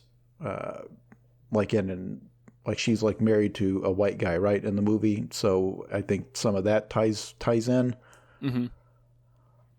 My theory is because I don't know, maybe it feels like they scream it at us, is they say like, don't ever become your mother. Like, is that the idea that the mother's ghost is trying to possess her, and like the idea is this is like a thing their family does, like that's why she's sheltering her? I mean, it's symbolizing that's the real fear that the horror is tying into. There's the fear of becoming like but it's definitely about trying to break that cycle. 100%. Yeah. And I think the guy she's with is Dermot Mulroney. Is that true? Oh, maybe. He's in this movie. He's credited. So, and I think he's the only white guy in the IMDb credits. So then it's probably him. Maybe she's just like doesn't like him specifically. You know, she's just like she thinks she can do better. Oh, the mom. Do it She's like, come on, Young Guns. He's not even Dylan McDermott. He's Dermot Mulroney. Yeah. But yeah, it looks super fun. The poster for this, which I saw before I watched the trailer, is like Sandra Oh's character, but she's like, her face is like transforming into like a gross zombie witch thing. Yeah. I'm just trying to like. It's dead mom face. Yeah. She's got the dead mom face. Yeah, and I saw that, and my first, it may sound strange, but yeah, because like her eyes are blackened out, and I was like, wait, is Sandra Oh? Has Hollywood decided that she's reached an age where she can only play gross grandmother monster? Because I don't know if I'm getting old, but it's like, am I not supposed to find Sandra Oh attractive anymore? Is she now gross grandma? Because I'm not at that place yet. It's like the Aunt May thing where they just kept making them younger and younger. Because it's just like, no, we can't have like an older woman have a role. Well, like, I'm hoping that they've not, like, when she goes to be cast for things, they're like, well, you can play gross grandmother, but right, exactly. Like, you're not going to play anybody's love interest, not at your disgusting stage of life. At like 45 or something. I think she's younger than me. It's like I don't. Okay, I'm not ready to buy her as gross grandmother yet, but maybe I should go look in a mirror and find that I'm entering gross grandfather stage. You are the gross grandmother. Maybe that's. But no, I'm obviously, my point is. We have terrible news, Jason. You've just been cast as Uncle Ben. That's Uncle Ben. I'm getting to the age where I can look up like a movie like Cocoon and find out that I'm like 2 years younger than what Wilford Brimley was in that movie. Oh yeah, not literally, but it's real close. Or that like Mr. Miyagi was only like 47 when he made Karate Kid. That happens a lot. Where it's like, it really does feel like in the 80s and 90s, people just looked older. Because there's certain actors where I'm like, how are they not dead? And then I look up their age and I'm like, wow, they're like 60. Yeah, like, the Ted Danson when he did Cheers was like 29 or something. And you're like, oh my God. That was a show about children. Like Cliff Cleveland, like that actor was like 32. It's like these were...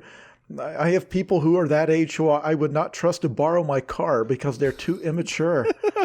And these are supposed to be like grizzled middle-aged people burned out on life. And you look at like George Wendt back then. It's like, geez, that's... You gave up pretty early. He could be my son. I could like today, somebody that age would still be playing video games online. And right. Anyway.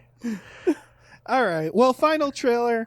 Y'all knew this was coming. Everybody's talking about it. It's Amityville in space. And this is another one where, without the title, the trailer gives away so little. Mm-hmm. I wouldn't know without the title Amityville in space. I wouldn't know what like the exact premise was, because it's all about the hint of the horror and never fully showing you. Mm-hmm. Right.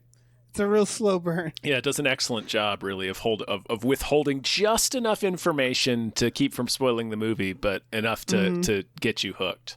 Like, you would not know that a lot of this is supposed to be in space. Right. Yeah, the space was a reveal. It looks an awful lot like someone's living room. You would never be able to detect that it was a spaceship.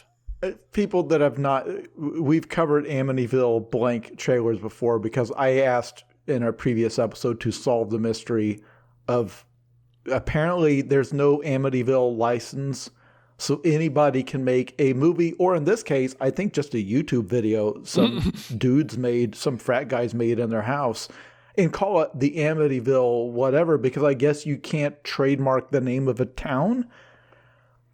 Is that the deal? That makes sense. Like, no one has the rights, even though they're showing that specific house, like the Amityville house. Like, for some reason, whatever. The point being, it's in the public domain. Like, there's no one enforcing the copyright, and so somebody, I wouldn't even call these direct to video, because otherwise, like the videos I make of myself sitting here for YouTube, I would call that a direct to video release. It's like, no, it's something you put on YouTube.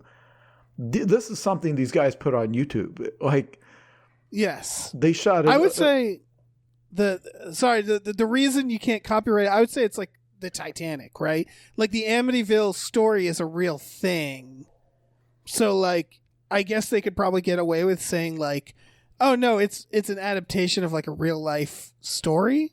And maybe you can't copyright like the design of that house, which is the only, like, there's no character, there's no Amityville monster that you're having to trademark or whatever. It's right. The name of a town and the shape of a house, and like, there you go.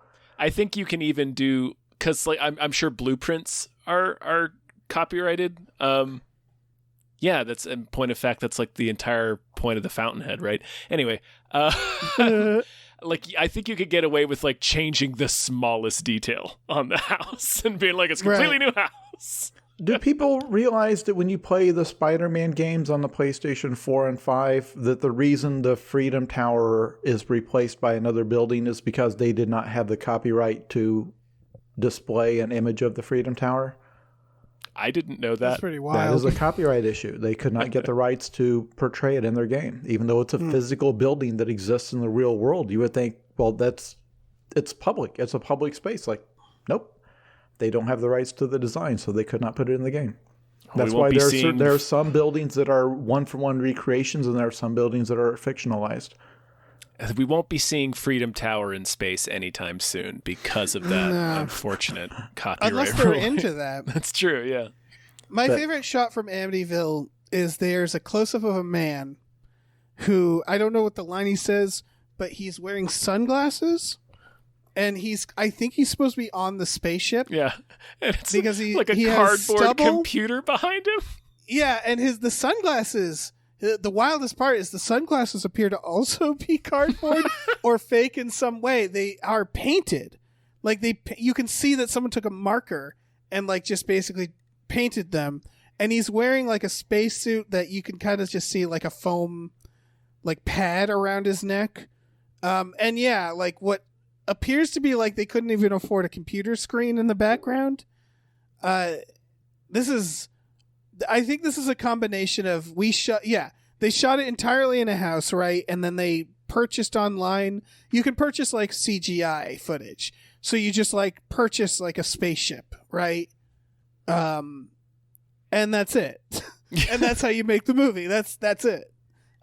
I think the premise is sound, though, all things considered. Yeah, you can teleport the Amityville house into space, and I don't know, the And then- alien emperor from Toy Story is there, and Yeah, it's Jason X. Like it's like you find this house floating in space, and look, the ghosts aren't going anywhere. Just because they're in space doesn't mean they aren't haunting the house.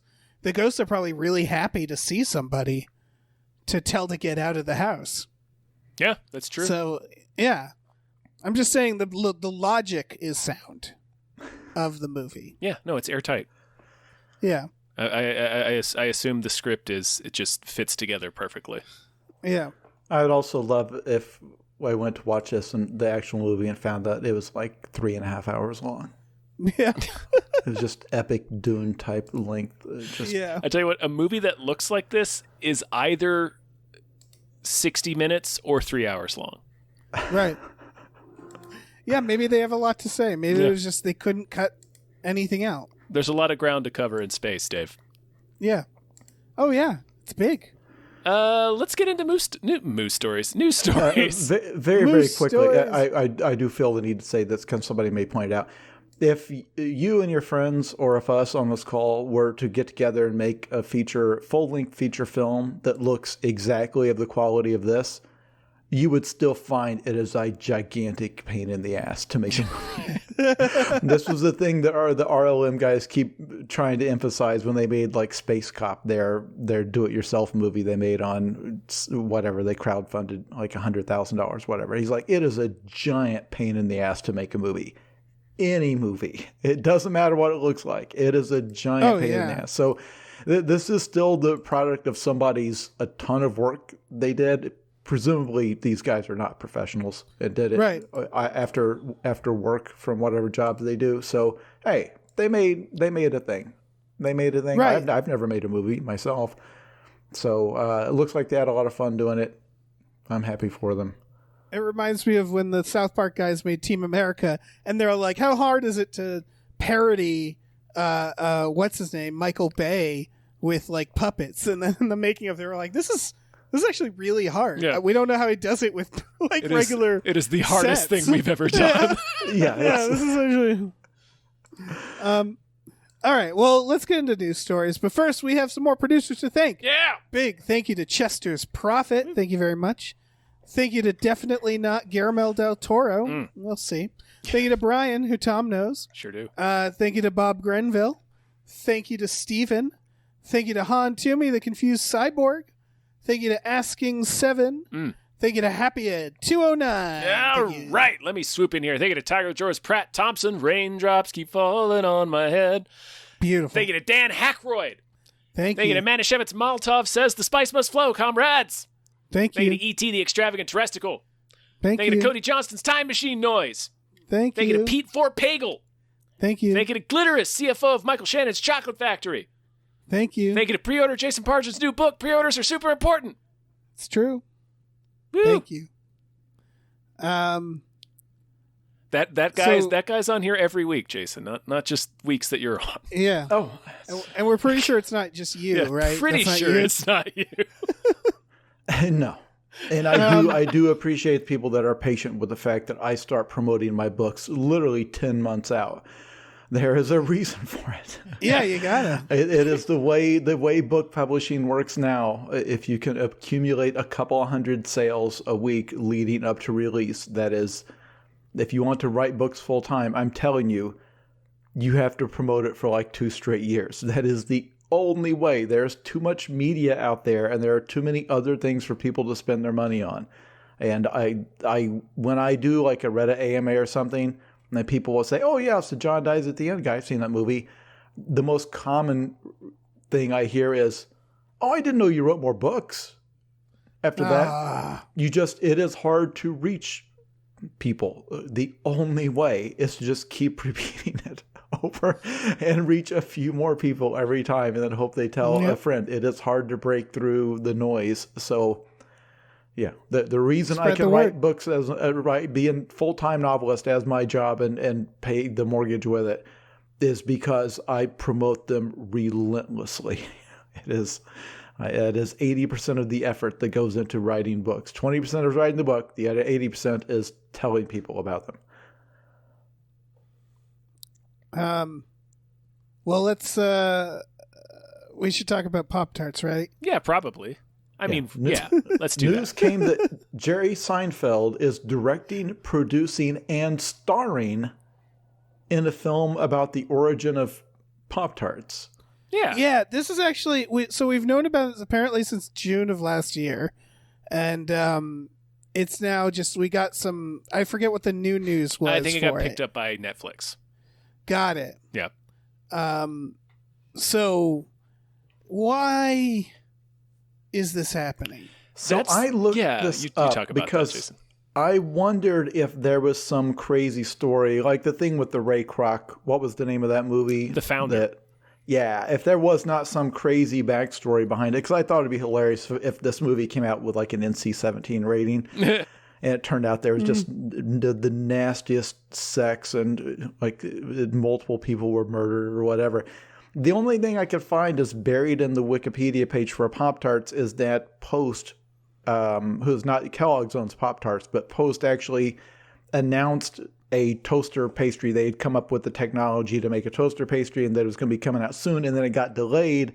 And then Kellogg's just went ahead and slapped together their own version in about 6 months and actually got it to market first and therefore dominated the market because Pop Tarts became the name of the product, you know. Right. But it wasn't. I've looked for like an oral history of it. There's not like any cloak and dagger craziness that I've found. It's just what companies do all the time. Somebody announces a thing, they get some buzz, and they're like, well, we'll have to make our own version of that. Like that's routine. That's how most things are invented.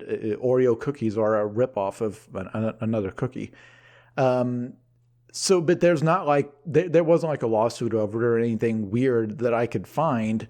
So maybe it's possible this is a fictional origin of Pop Tarts based on some extremely stupid idea Jerry Seinfeld had and nobody can say no to him because he's a billionaire. I don't know. Or maybe it's more, but I don't see where there was like a book written about it. You know what I'm saying? I don't. Right. And I don't. Maybe there's like maybe there is some story and it's just like the general public doesn't know much about it. Like, and you think Jerry Seinfeld uncovered it? Well, no, I think maybe he knew somebody who knows somebody who knows somebody or heard the story from somewhere. I don't know. But this kind of made me think of like that movie that I think was William H. Macy. It was about or it might have been Greg Kinnear. But it was about the guy who invented the windshield wiper. The automatic windshield wipers. Yeah. Who got fucked over for it. Yeah. But like, I always wonder, like, how allowed are you to talk about the companies in the movie? I assume if what you're saying is completely true and you can legally back it up, then it doesn't matter, right? Yeah. Then you can tell because it's like, well, this is just a thing that happens. As much, it usually depends on how comfortable you are with pissing off that brand. Right. In this case, like, I don't think Jerry Seinfeld's going to take down Pop Tarts, right?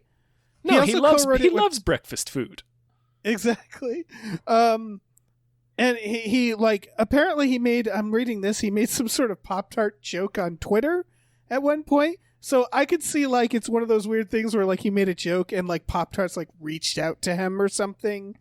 I don't know. B-Movie came about because he joked to Steven Spielberg, it would be funny if you had a movie called B-Movie, you know, like B, like letter B, you know, type movie, but it was about bees, and he spelled B-E-E, B-Movie.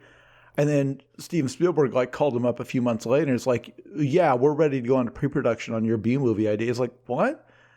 No, that was a joke. And it's like, no, we're doing that. I've told them you're attached. And it's like, all right, so now we have to come up with a premise for this animated movie about bees. And like, that's why that movie is a disaster, because there was no actual idea behind it or anything they wanted to say. It was just this.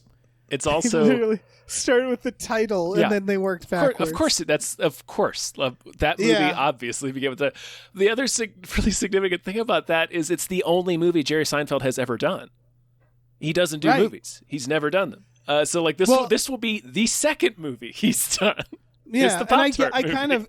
I get B movie because if Spielberg calls you up and it's like, so we're doing this, I'd be like, all right. Right. I mean, and sure. if Jerry Seinfeld was going to do a movie at the height of his like mainstream power and popularity, it would be some dumb shit like B movie. Right. Because that's funny to him. Like, that's his sense of humor. Like, he's like, wouldn't it be funny if I did this B movie? Right. Yeah, I wonder how much of this because he's co-wrote it with 2 other people. And I feel like it's maybe just like 2 guys in a room having to listen to Jerry Seinfeld throw stuff out. Maybe. I don't know. Maybe he's a dedicated writer. I don't know.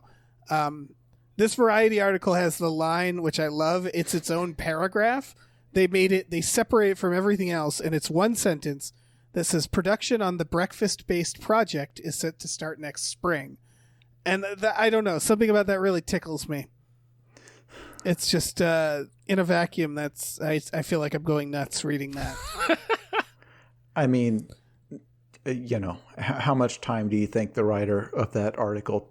they had 8 minutes to write that Yep. copy. Oh yeah. No, I used to crack a bunch of those out. I can tell you exactly how much time they had to write that article. They have no memory of writing that. Yeah, it's not an inaccurate sentence. That's why I love it. Because he's making a movie based on a breakfast treat, I guess, and that's the movie. All right. Yeah. I mean, it's great to be in a place in your life when you can get anything made on a whim. Yeah. As long as you keep it, like, he couldn't do it if you told him like it's going to cost $250 million. But if you got your name attached, and what if it did? But if you got your name attached and you can bring it in on a reasonable budget, that you could just get anything made. And there's so many people out there, friends of ours, people on this podcast who have projects they would love to see get made. And it's like, it's nice that Jerry Seinfeld can just roll out of bed one day. Yeah. It's like, wouldn't it be funny if we made a whole movie about Pop Tarts? Right. And if people are like, that would be funny, Jerry. Here's $20 million. Yeah, he has far more money than most aspiring filmmakers will ever have to work with. But anyway, so we already talked about... Maybe it's good. Anyway, yeah. It could be. What if it's great? It could be. What if this time next year we're like, wow, what if of course it was nominated, Yeah. like, obviously. What if there really is an interesting story behind that Pop-Tart theft? Who knows? Weirder things have happened. We had on this about Indiana Jones 5 wrapping, but we kind of talked about it already. Yeah. No, it's just we've made fun of this for like 5 straight podcasts I've been on here because of obviously Harrison Ford is 107 years old and only gets older, and with every delay it's like, oh God, he's going to be even. But if you look at the IMDb, this is a stellar, no sarcasm, this is a stellar cast crew. Has Phoebe Waller-Bridges in it, James Mangold, the director, directed Ford versus Ferrari and other like quality actual real 310 movies. to Umma. Yeah, he's a good director. Yeah, the writers, the writing team is top notch. Like it's a great cast. Mads Mikkelsen is in it. Keep cashing those checks, Mads. Yeah. It's everything looks so. It's very possible this will be like an actual really good movie, and they'll use Harrison Ford in a very dignified way that won't be sad. There's no reason it has to be sad. It's just that I think. Yeah. It's just that Crystal Skull, a lot of us noticed how old Harrison Ford was in it, and that was 14 years ago. That's crazy how long ago that was. It was smart of them to use him in like a Sean Connery sense. Like he's not... Well, he's fucking swinging from things in that movie. He was still doing stunt stuff. And you could kind of tell that it maybe was not the best idea. Like he was crashing through windshields and... Yeah. You started it's one of those worried. things. He'll do whatever to let him get away with. Yeah, sorry. Yeah. No, it's just that if they in this one, it's weird. Like if they just have like younger people do all the stunts while he just like stands there and moves from scene to scene, then it's like, why are we doing this? But also if they have to just keep cutting to like a stuntman doing an impossible thing, like in The Naked Gun when Leslie Nielsen would like flip around the apartment. Like, then they shouldn't do that either. And I guess you're right. This has a fantastic cast and crew behind it, but it's still like that problem, which is like, what are they going to do with him? Like, Why are we making this in the first place? I don't know. Maybe they'll find a really good answer to that. But it's like, feels like it has to be centered around the fact that he's just too old to be going, like, crawling through caves. Like, I don't want Indiana Jones to be crawling through caves at this age. I want him to be.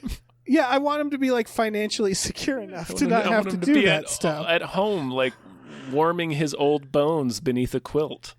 Yeah, he needs a break. Yeah. How old is Harrison Ford? He's going to be 80, I think, when this movie comes out. Yeah. It's with the Star Wars. It's that thing where it's like, we don't want it to end, and it's like, okay, but you realize by doing that you create a hell for your favorite characters. You create Luke Skywalker, drinking milk from that weird creature and being like a weird shut-in. Like, if you have to continue the story, then that means that these people never get a break. And also, so the natural progression of that is like, yeah, it's kind of a bummer, actually. Indy and Han Solo were both the whole point was that they were young, brash guys, right? Like he intentionally was not 50. He was a guy in his 30s who was, a cowboy, action hero, cool guy. Who, later in life, if you're still acting like that, it's just sad. So you see, Han Solo turn up in Star Wars, the sequels, and he's like wearing the exact same vest and pants. It's like, well, that's just depressing. He's 80. It's like he should own a smuggling company. He should be in an office somewhere in like a dignified, like the space version of like a business suit, and being cool in that way, not being cool in like a Roger Sterling way, not like a swinging from a rope type way. Right. It's if you ever go to a high school reunion and you run into that one person who's like still wearing the same outfit, it's like, what happened? You're not like, oh, you're still cool. It's the opposite. Like, oh no. Yeah. Exactly. So it's just like, I don't know, man. Like, it's just they don't. But it's the thing where it's like they're like, well, if we show old Indy wearing like a suit solving like mysteries, low level mysteries, like then it's like, well, that's not Indiana Jones. It's like, yeah, exactly. Yeah, like, that's the point. Move on. Yeah. Or do the James Bond thing and cast somebody else. But it's don't act like you just put him in the hat and it feels the same, because it literally doesn't. I'm not trying to be ageist. It's fine. If when you're 80, if you no longer act like you're 30, that's fine. Lord knows I'm not going to. Yeah, no one should be doing that. That's, Yeah. Anyway. I want to be closer to Jabba than Han by the time I'm 80. Oh, yeah. That's the dream. That is the dream. Getting choked to death in your living room. Not getting off my couch. Now, I'm going to bring my couch on the barge. I guess that's kind of my point about like the earlier, because it's like, Harrison Ford at age 80, it's like, well, no, he still can play sexy action hero. But Sandra Oh at age 46 or whatever, it's time for her to graduate to creepy, gross grandma monster. Right. It's like, okay, if she were Indy's love interest in this movie, it would be too creepy because she's far too young for him. Yet in Hollywood terms, it's like, Indy can he's basically still the same guy he was at 40. Yeah. Okay, I feel like that's a double standard, maybe a little bit. Right. It's actually the one thing I liked about the new James Bond, is that they actually do kind of address that, where he like teams up with this hot young woman, and they just like shake hands and move on, because it's like, yeah, he's too old for her, man. Like, they're business associates, and that's it. She has her own life. You would have nothing to talk about. Yeah. You would have nothing to talk about. Yeah. All right. Well, that's movie news. Let's. Should we thank some more producers? I think so. Yeah. Yeah, we're coming up on our regular 2-hour time now. Yeah, let's do it. Big thank you to the Midnight Patron with patrons at midnight. Thank you to Exploding Runes. Thank you to Andrew, the Proud Satanist. How? Thank you Thank you to Vincent. Thank you to Rev MD. Woo. Thank you to Lauren Gucci. Thank you very much. Thank you to Bootler Boodleson. Thank you. Thank you to Tux. Thank you to Ricky Cilantro. Thank you to Norm from Cheers. And thank you to Space McNulty. Thank you very much. $100 million McNulty. Okay, let me jump in here. Thanks to your mom. Thank you. Thank you to Nolan Mayton. Thank you. Thank you to Andrew. Follow Marina on Twitch and Patreon at Heartfist Brain McGuire. Thank you to AJ. Thank you to Tip Drizzle. Thank you to Burrito Mouth. Thank you to the Ghost of Dave Thomas. Thank you to Aaron Burser. Thank you to Christopher Robert Sparts, Esquire. Thank you to Mackenzie Fuck Shuffling with Willem Dafoe's confusingly large dick. Chill. Thank you. Thank you to Funky J. And thank you to Pie Guy. Pie Guy. Dave. Thank you. Pie Guy. Thank you. Dave. What is it? Cut the shit. What is it? Do you have a movie, Tom, that deserves more hype in space? Oh shit! No, I. All right. So sorry, everyone. This doesn't take place in space. Motherfucker. I'm so sorry. Oh man, it's fucked up. Well, go ahead and give us what you got, man. All right. This is called The Innocents. It was last time I checked 100% on Rotten Tomatoes, but it didn't have that many reviews. As you guys pointed out, it's playing in what's it called? Film festivals where people are always very hyperbolic and every movie gets standing ovations. But that said, you can see it May 13th for yourself on VOD.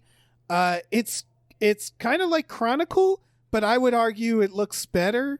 It's looks like gritty really good to me. This looks really good. Yeah. I love creepy, powerful children, and it's like Chronicle but executed. And it's children with even less emotional intelligence who are discovering as very young children they have superpowers or like telekinesis or whatever, and obviously having no moral compass for how to control those, and the adults don't know they have them. And it's everything about the premise and the setup and the trailer. It's really creepy, and it looks like a nightmare. Yeah. It's a Twilight Zone episode. It's a good life. Yeah. Right. What country does it come out of? I forget, but it's got subtitles. It's I want to say it's like from the Netherlands. I'm actually not sure, yeah. And so the idea is like, it's like an apartment complex, and these kids are just sort of left to their own devices in the playground, and for whatever reason they all seem to have different powers. I'm guessing there's like something in the there that's doing it. I don't know. And like it's that thing, it's Lord of the Flies rules, where it's like, they're children with like you said, no moral compass, no guidance, and these superpowers, and one of them is clearly not a very nice kid, and they're just sort of like figuring out how to deal with that, and like it clearly gets very brutal. Like I don't think they're going to shy away from it. The reactions apparently in the festival is like, people were like really upset. There's some animal cruelty in there, so warning on that. But it's all it feels like it's very similar to Chronicle, but they made them way younger, and therefore it's actually more brutal. And then just the delivery, like the trailer, when you watch it, it's just like a really creepy trailer. It's from Norway, if you're just to clarify. Norway. Yeah. It looks like it's from Norway, yeah. I hope this is not racist for me to say this. Horror movies are scarier when they're in a foreign language to me, because it's like, this takes place in this weird alternate universe where everything looks a little off. It's like, well, it looks a little off because it's a different country, you idiot. It's a place I've never been. Yeah, it's like, well, it's like the brands and stuff that they're eating. It's all weird. It's all Norwegian. It's a bizarro world. He's drinking Norwegian cola. But I will confess it adds to like I guess I'm saying this because some people hate movies that have subtitles, and I feel like horror works really well. The South Korean horror movies are spectacular, but part of it is that it's a new world to you.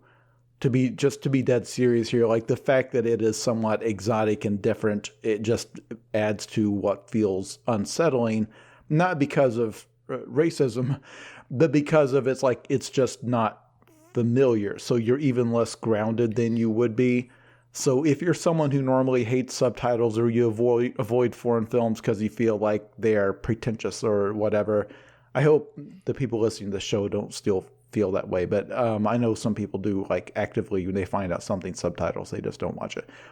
Right. Horror plays really well with subtitles. It's the one genre that I can guarantee you're not going to miss out on. And I agree with that. There's some incredible horror being made all around the world. If you feel like American horror has gotten too samey and it's all kind of the very similar in the way it's shot and all that, man, check out the stuff from anywhere else. Mm-hmm. Yeah. Oh, absolutely. And yeah, check this out. Yeah, The Innocents. It looks real good. It really does. At least check the trailer.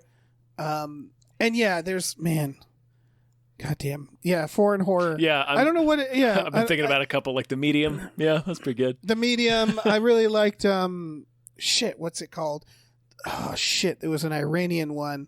I'll think of it when the podcast is over. Because also part of it is also that it's like we're also just seeing like the ones that were so well done that they're making it internationally. Yes. Mm-hmm. So we're seeing like the cream of the crop. Yeah. The cream of the crop. Excellent. But yeah, check this out. It looks really good. What if every subtitled movie, all the subtitles are read by Macho Man? Would that change people's minds? Oh yeah, like dubbed by it? Yes. Dubbed by him? Had to dub every part, even the little girl in this even movie. Children, yes. Randy. It doesn't matter. Right. Old It's ladies. all Macho Man. All of them. That would be especially Animals. Right. It'd be the animals barking. It does all the animal noise. It does all the sound woof, effects. woof. Yeah. Car door shutting. All right. He has since passed too, so that would be really scary. He's been That would dead be for like 10 extremely- Let's years. be frank, pretty much anybody can do that voice. Yeah. Yeah, that's fair. Yeah. Oh, man. Well, folks, that's a sode. We've done it. Woohoo! Woo! Jason, thank you so much for being on the show and doing bearing with us for another 2-hour episode. Yeah, there wasn't that much news. There wasn't that much going on this week. I don't know what's going on with us. Yeah, listen, it just happens. I don't know. Yeah. It's I don't know. It's whatever. It's the kids love it. I would ask you what you want to plug, but you've already plugged your book. You can go ahead and do it again.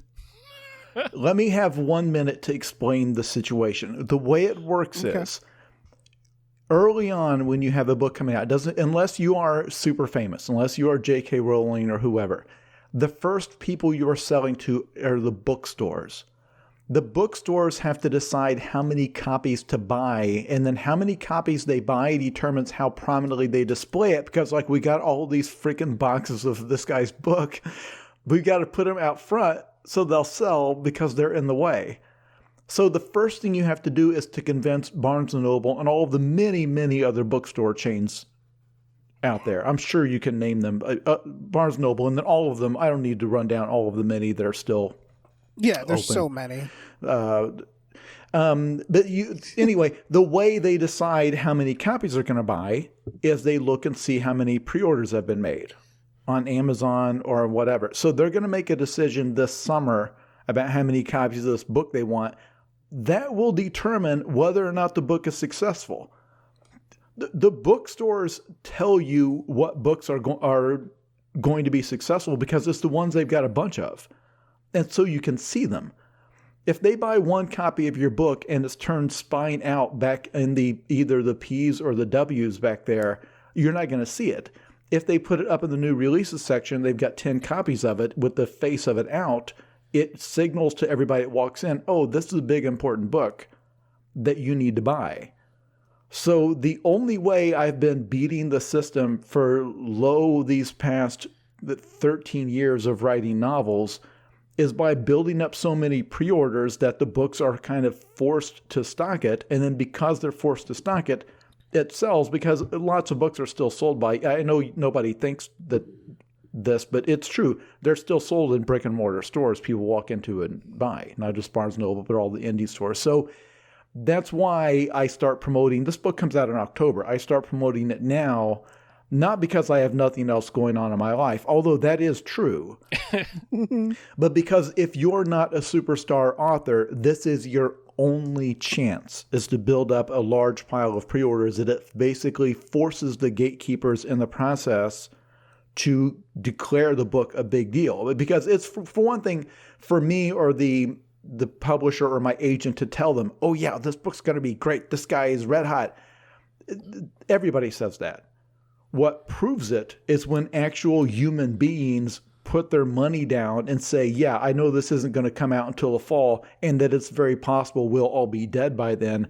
I don't care. I'm telling you now I want it. So that's why I do this relentless promotion tour so far out that it's almost ridiculous to ask somebody to spend money on something this far out, because who even knows if you'll still have a job come then to pay for it. But this is why. It has to do with how the industry works. It's also a delightful surprise. Like you pre-order, and then I'm sure, like, depending on where you get notified, but it's nice to just have something come in the mail like that, where you're like, ooh, right, yeah, this is here now. That is my whole deal. I love it when a book that I ordered 6 months ago just shows up, because it's like Christmas, because it's a Christmas, because you long forgot about it, but it's like, oh, well, yeah. It's like a surprise. It's delightful. And if the world does end and we all do die before, I want one of my final acts on this planet to be buying your book. So yeah. And you'll never have to pay that credit card bill. So true. You win either way. Yeah. Everything's coming up top. Yeah. It's win-win, folks. Win-win. Yeah, I guess you should probably tell them some stuff, Dave. Yeah, I will. We have a Patreon, patreon.com/gamefully unemployed. If you go on there for just $5 a month, you get access to a bunch of podcasts. We have Tom and Jeff Watch Batman. Fox Mulder is a Maniac. We do some podcasts with the folks at Small Beans, Star Trek The Next Futurama, and Spiel Boys. They're all exclusive. They're all available for $5 a month. For a little more, $10 a month, you can watch movies with us every Friday night. That's the night that this comes out. We get together. We do like a little family movie viewing night.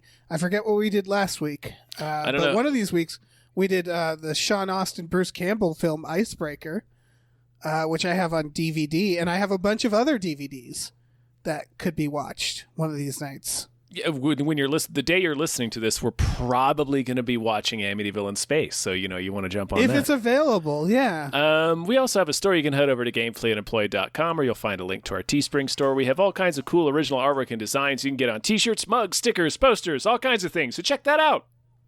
Check it out. All right, we can be done now. We can be done. Woohoo! Say goodbye. Say goodbye, guys. Goodbye. Bye.